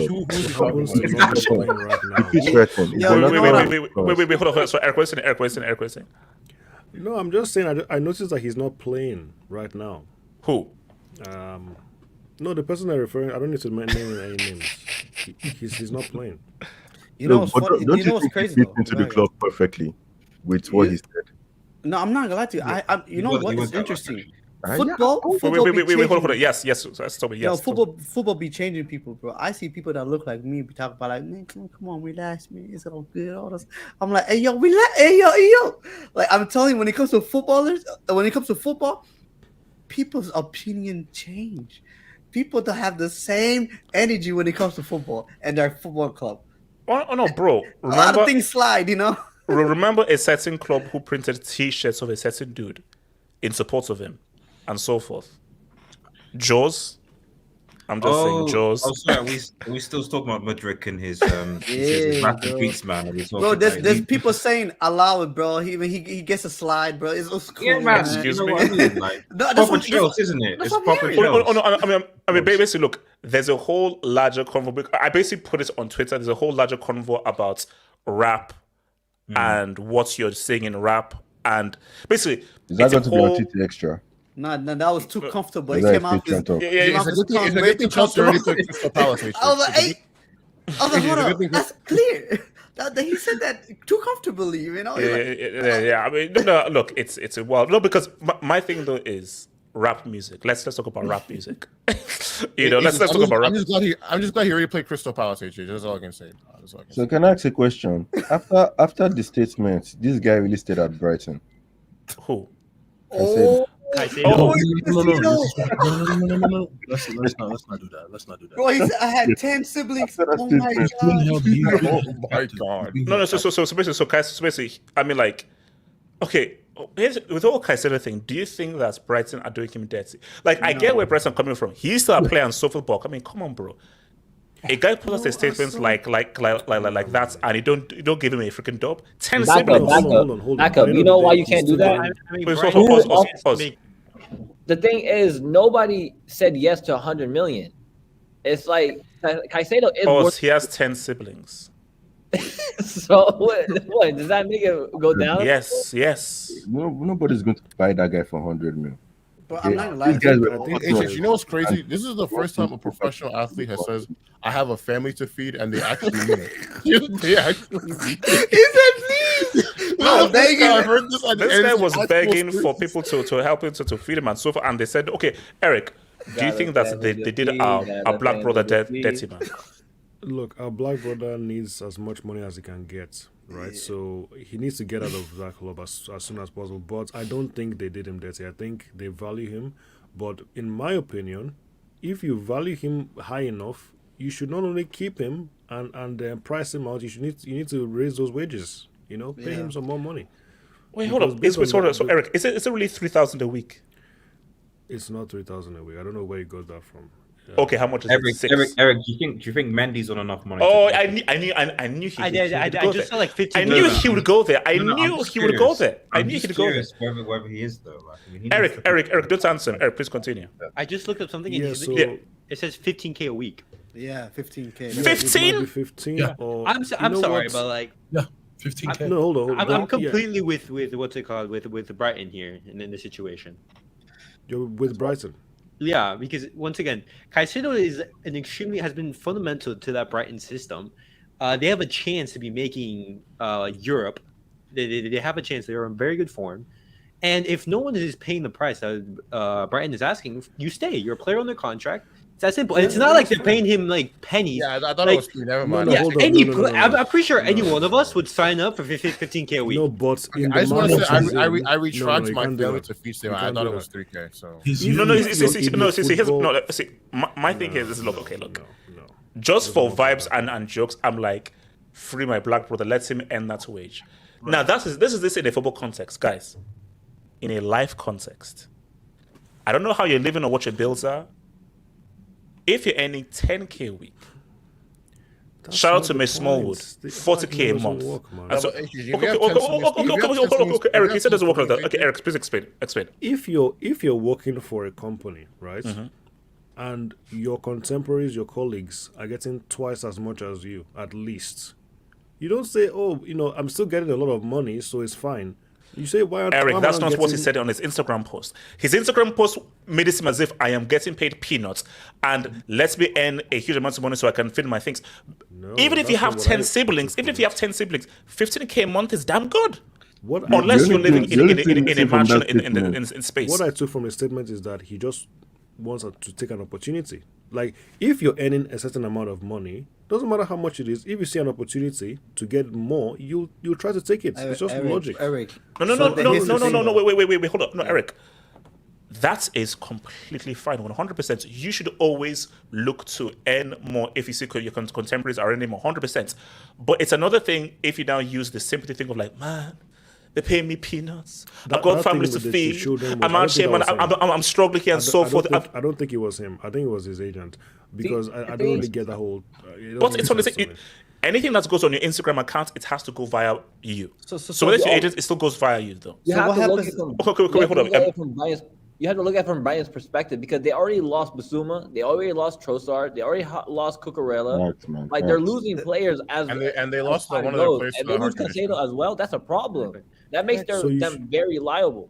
But then what about the wages? Should he be getting more than he's getting right now? If he's one of the best midfielders, he signed a contract. Yeah, but that's just based on this season. Also, yeah, exactly. Let me just like, hold on, artists. Yeah, like Eric, I see what you're trying to say, but at the end of the day, like when Brighton originally signed him and offered him the contract, they can't just renegotiate the contract midway through. Obviously, when it comes towards the end, they can start negotiations. But at the time that they signed him, like no one thought he was world class. Everyone thought he was unknown. In fact, I think United were probably one of the only clubs that were like, I think it was one of the Ollies, or maybe not, but they didn't go for it. No one thought this guy was going to amount to anything. So naturally, had he not been performing the way he's been performing, a free 15K contract was going to be fine. But now he's performing now. People now saying, "Oh, we should have more money." No, that is now contracts going to go. That's why I put up Mendy. That's what happened with. No, that's what happens all the time. Exactly, Mendy After 6 months, come on, bro. Situation. You signed him 6 months, not 6 months. No. But so Eric, what is tricky here is Caicedo, you're not in a very strong position because he isn't. He's definitely one of Brighton's best players, but he isn't crucial to Brighton. So you're not in a strong position to be like, man, if you don't do this, blah blah, and you can push your price up. He's not doing that anyway. He's not doing that anyway. He still has. I don't know. He still has at least. I think it's at least 3 years left on his contract. Like it's not like he's got 2 years a year. Fair enough. You can start to do that. But Brighton do value him. It's not like he's Yeah, I get what you're saying. You're right, but Brighton still value him to reject. Okay, then let them pay what they value him for. Let the clubs that want him pay what they value him for. Which they won't, because obviously that's the whole point. If you don't want to sell a player, you put an unreasonable price on their head so they don't get sold. No, but here's Enzo. No, but then wait, yes. No, it's just like, to be honest, it's like I think it was kind of weird that he put out that statement. Because if he didn't know for sure that he was definitely going to go to a different club, then you shouldn't put out that kind of statement. Like now it's just like what's gonna happen to your siblings? Are they not gonna eat food now? I thought he knew. No, that's the thing, because that's not waiting for him. Because my thing is that it's such a extreme statement. I thought it was it's a done thing. Transfer request. Put up the money. You know what it is? One of the siblings hacked his phone and they typed out. I'm hungry. No. I haven't eaten. But you know what's funny though? So actually put this in the streets. Has anyone actually verified these 10 siblings story? Because I think that this is actually just had a conversation where like one of the siblings asked to use his phone. They're like, I want to go on my Instagram. Check out the memes or whatever. He was like, sure, go ahead. And then like he like went off to go do something. He comes like all of a sudden he typed out this long soliloquy. No. Hold on, HH. You know that 2K his contract is 2K rumor. Do you think they were factoring in the 10 siblings? Because the guy is just trying to force a move. He's like skipping training or like what these players do. He was trying to. And here's the thing. Lewandowski did it. Several players have done it. Enzo did it. Yeah, several guys have done it. So my thing is, there is I nothing. need to feed my family. He didn't say that. Who cares what they did? Everybody has tried to force a move and try to block it. Amrabat was trying to do it and to force a move to Barca. My thing though is, and I think it's a point that RDS made people before. You don't turn up for training, you get docked wages. I'm not paying you if you don't turn up to work. That's the thing. He can't afford to be docked wages if you know. No, but the thing is that it's in the contract that you'll get paid regardless. That's the thing. They can only which is crazy. Yeah, they can fine him, the fact, basically, I think that's football because I think what I don't like is football guys and so forth. No, you are still a worker and you shouldn't be different. You shouldn't be treated differently from all the rest of us. So contracts have to be updated in the sense of if you don't turn up to work, you get docked wages. So because you want to make a move and so forth, a club that has been paying you handsomely continues to pay you and you don't turn up for work. The heck? Well, you get fined anyways. Who's more valuable, McAllister or Caicedo? Because they were willing to let go of McAllister for like 67 million, but they only let Caicedo go for 100. Is that because McAllister had a World Cup, by the way? Also depends on what his contract is as well. McAllister is on a higher deal than I think he's on a higher. Is that race tax or nationality tax? It's just but they bought him from Ecuador, so obviously it was going to be on the low wage. That's kind of messed up though. Like he hasn't renewed yet. But you can get inside like a big club coming. They probably offered him like 10 times his wage. Like obviously it's going to be swayed. Like wait, hold on. Let me take this. All right, you know what? Okay, here's the thing. So, does anybody know where Ziyech is? Does anybody know where Ziyech is? That's the thing. No, is it still in France? Your club is wicked. Your club is wicked. You literally did dirty. I was listening to the. Bro, it's a mistake. No. It was a mistake. Everything was a mistake. No. HS, what do you say? Once is a whatever. Twice is what? Three is a pattern. You guys, you knew what you were doing. How you send something twice? Two times. You know what they said, right? Eric, hold on. Wait. Hold on, Eric. You're saying that he's going back to come up tonight. He's on the train right now. No. My thing though is that when he returns, what does he say? Like, does he go to someone's office and say like, can I have a meal with Todd, please? Because this seems like a conspiracy, bro. This seems like it was. I'm gonna call him Ziyech Odom Wingy from now on. No, guys, they said he was at the PSG headquarters. And apparently, when the deal didn't happen, people were leaving, and he was still in the lobby waiting. They turned off the light. The security car came. He locked the door. You know that Riddler from Batman? That meme that's going to, does he know? Oh yeah, does he know? and then he just still remains. No, look, Eric, why did your club do him like this, man? Honestly, three times. I don't know why your club did my guy the Ziyech dirty like this. Bro, I feel bad. He's probably texting Hakimi right now. Hey, Hakimi's like, "Hey, you signed yet?" You know what? He'll find. I think he speaks French, so he's fine. He'll find his way. Yeah, at least it's fine then. At least it's fine then. So wait. What about Pulisic? Who? Well, he's injured. He's injured. I think. He's gonna. How long? Because this guy Modric needs is to there get right now. sold as soon as possible. He needs to leave. Yeah. He was But after all these signings, I'm like, bro, Chelsea players, you're not going to get game time, man. I mean, the funny thing is, obviously, we have like 11 injuries, so it's not even something we need to. I'm not like if I never see Christian Pulisic play again, it'll be too soon. No, let's have some down. Bayern fan here. Now we're good. Honestly, chill.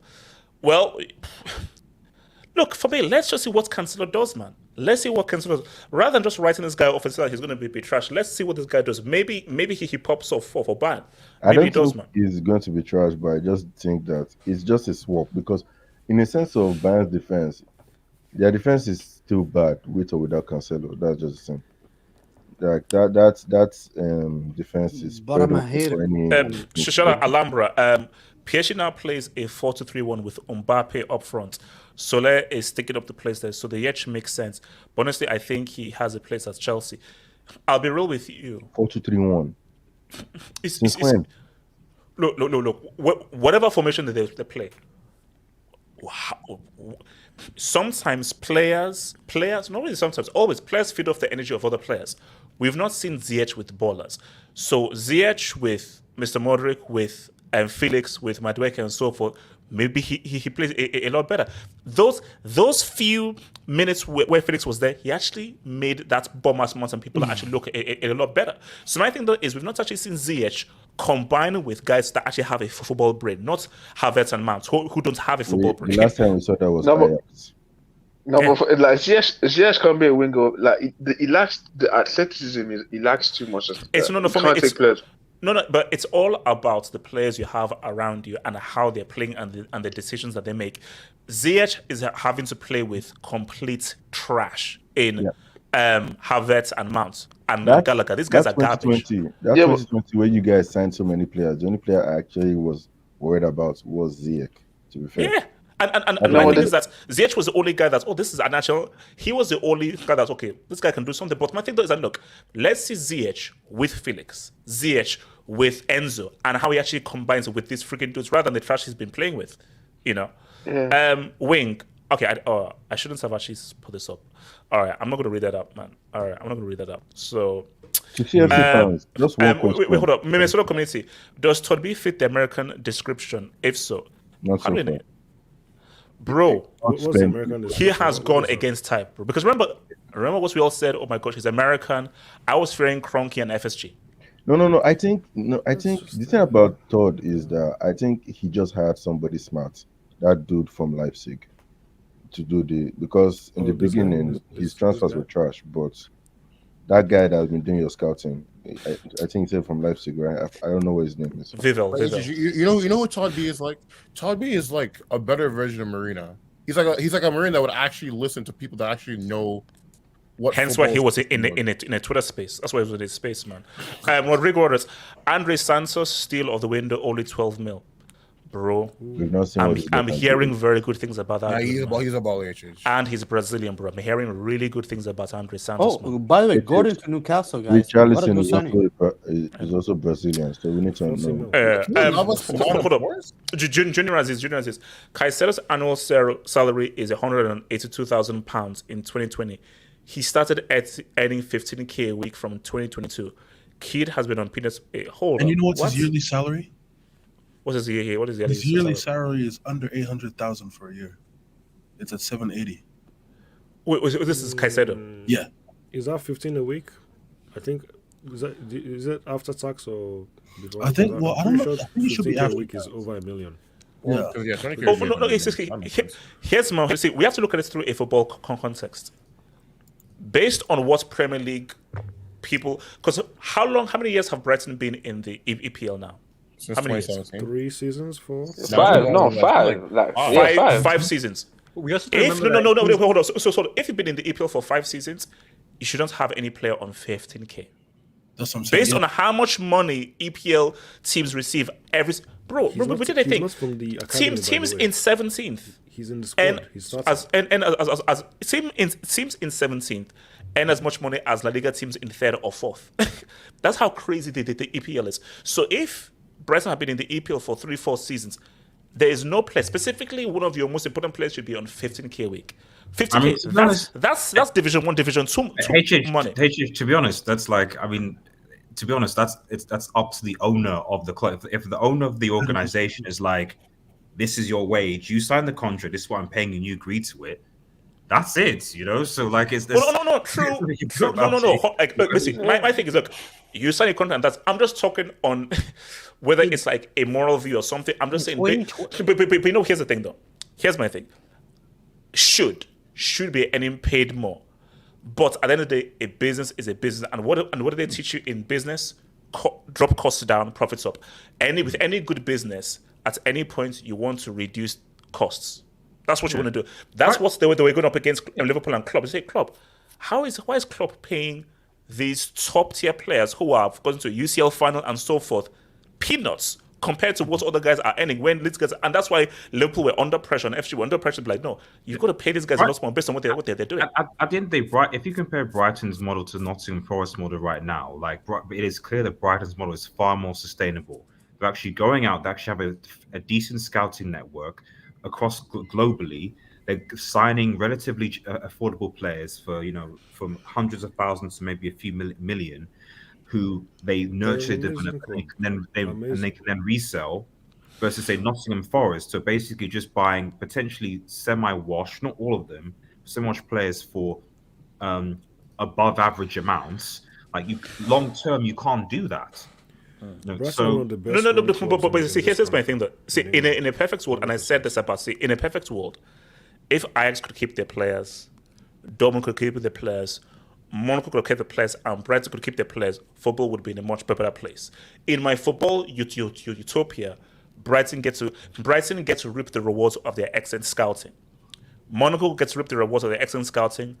Ajax gets to reap the rewards of their excellent coaching. Chelsea secrets Gallagher amount.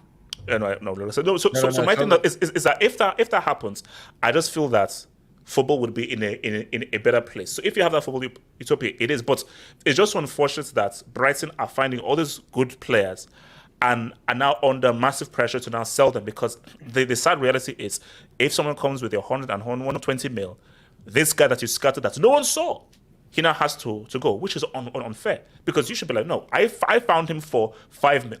Bro, this Mitoma dude, this guy is a gold. You guys think he's leaving the summer? No, but see, and this guy came from the I think, wait, how much did they get? I think, was it 5 mil? Mitoma from the JJ. Yeah, from the JJ. Yeah. That's my thing. I think that the difference with the Premier League and Broncos is that they can do that, though, like they did in this show. Yes, okay, maybe might leave some, I don't know, but the reality is that, like, the difference between Premier League clubs, because the amount of money that they get, especially from TV revenue, maybe if it was a Liga club or Serie club at this level, they might have budged. But at the end, Arsenal offered 75 mil for Caicedo, and Brighton were like, nah. So gone are the days where a lot of these what I would call mid-table clubs they're already getting a lot of revenue from TV revenue that have to be bullied, unless the player themselves forces the move and protests and doesn't turn up, in which case, like Trossard, it was untenable. I think there was a disagreement with the coach. They then sold. A lot of these mid-table kid clubs don't have to sell. Yeah, especially if the player's got 3 or 4 years left in his contract. It's like, no, you were like Leicester bullied United for 80 million Harry Maguire. That's the hell? Crazy. That was a finesse. That was a finesse, man. So if the player's got 3 or 4 years left in the contract, 1 year and maybe 2 years difference, but 3 or 4 years, hell no.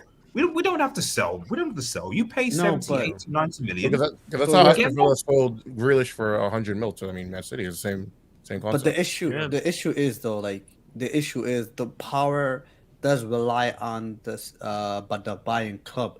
The issue is like a lot of these big clubs, we overpay because we want the player.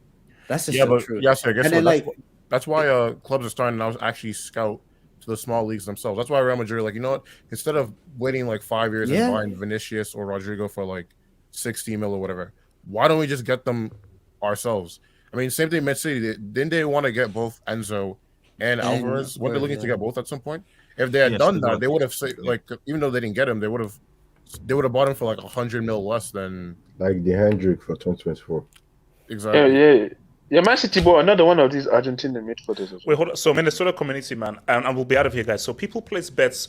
Did they on Ramos red cards? Did they? It's a smart bet, man. Yeah, it's a smart bet. Adriano Italiano, Todd B. Oh, I think this is the guy with the funny kid. I think actually it is. You know the kid who did reactions to me. This is his dad. This is his dad. I think this is his dad. Shout out to you, bro. Todd B and the egg. I just had my loan away terminated before the deadline. Here guys. There are a lot of Chelsea guys that went on loan. I saw a lot of Chelsea on loan, and I think everyone's coming back. Wing went to Arsenal. Wing did actually. Wing went outside the Emirates. Really? Here's the thing. I don't want to say the P word. I don't want to say the P word, but Wing was a PP word, and he went everywhere. Wing went everywhere, bro. He went everywhere. So, I didn't go on loan, but I was ready to take a sabbatical. I'm not gonna lie. Okay, well, hold on. Yeah. I was ready. I held firm. I held firm. You get credit for that. But it's just one question to Chelsea fans. Realistically, do you guys really think you can get top 4? You're just 10 points away, and it's half the season. No. He's dating you, bro. I want you to know that right now. It's unlikely, but you just take each game as it comes. And second question before I go. You still have a whole half of the season. Top 7 at least. And second question before I go. Do you trust Todd Boehly to governize this team? No. Because I do feel you have a good squad. But I don't trust we're in an age where the manager is crucial. My thing though is all I'm gonna say is I take it as it comes. And when I say take it as it comes, Friday is the next step. Each game, get those 3 points and just move, and then we'll address it. Guys, stay real, and remember, Zad was always the best of his generation. Peace. Peace.